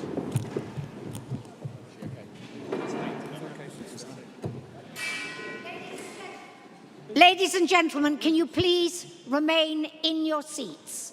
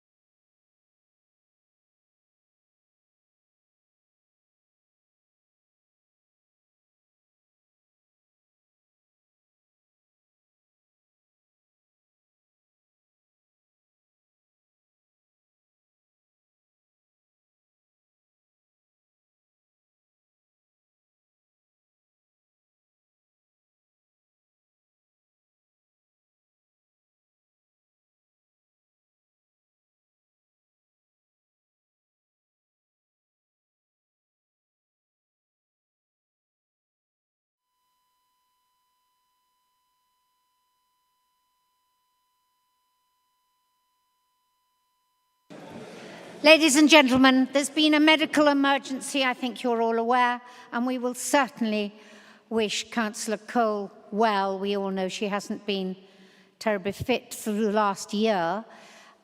Just keep her in your prayers or whatever you like to do under these circumstances. So, as a requirement, we are going to go straight to the vote and close the meeting thereafter. All the leaders concerned have already acquiesced. Thank you. Madam Chairman, I think it just needs to be formally proposed and seconded. Does it need to be? It has been. Well, I'll No, second it hasn't.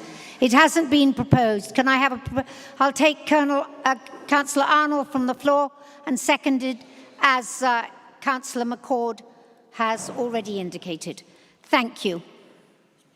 Passed.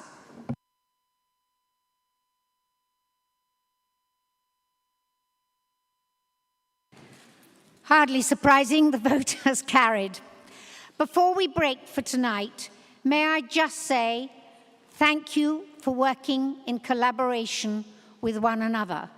I have seen this meeting disintegrate into a molten mass, so thank you. We close the meeting at 10 to 9.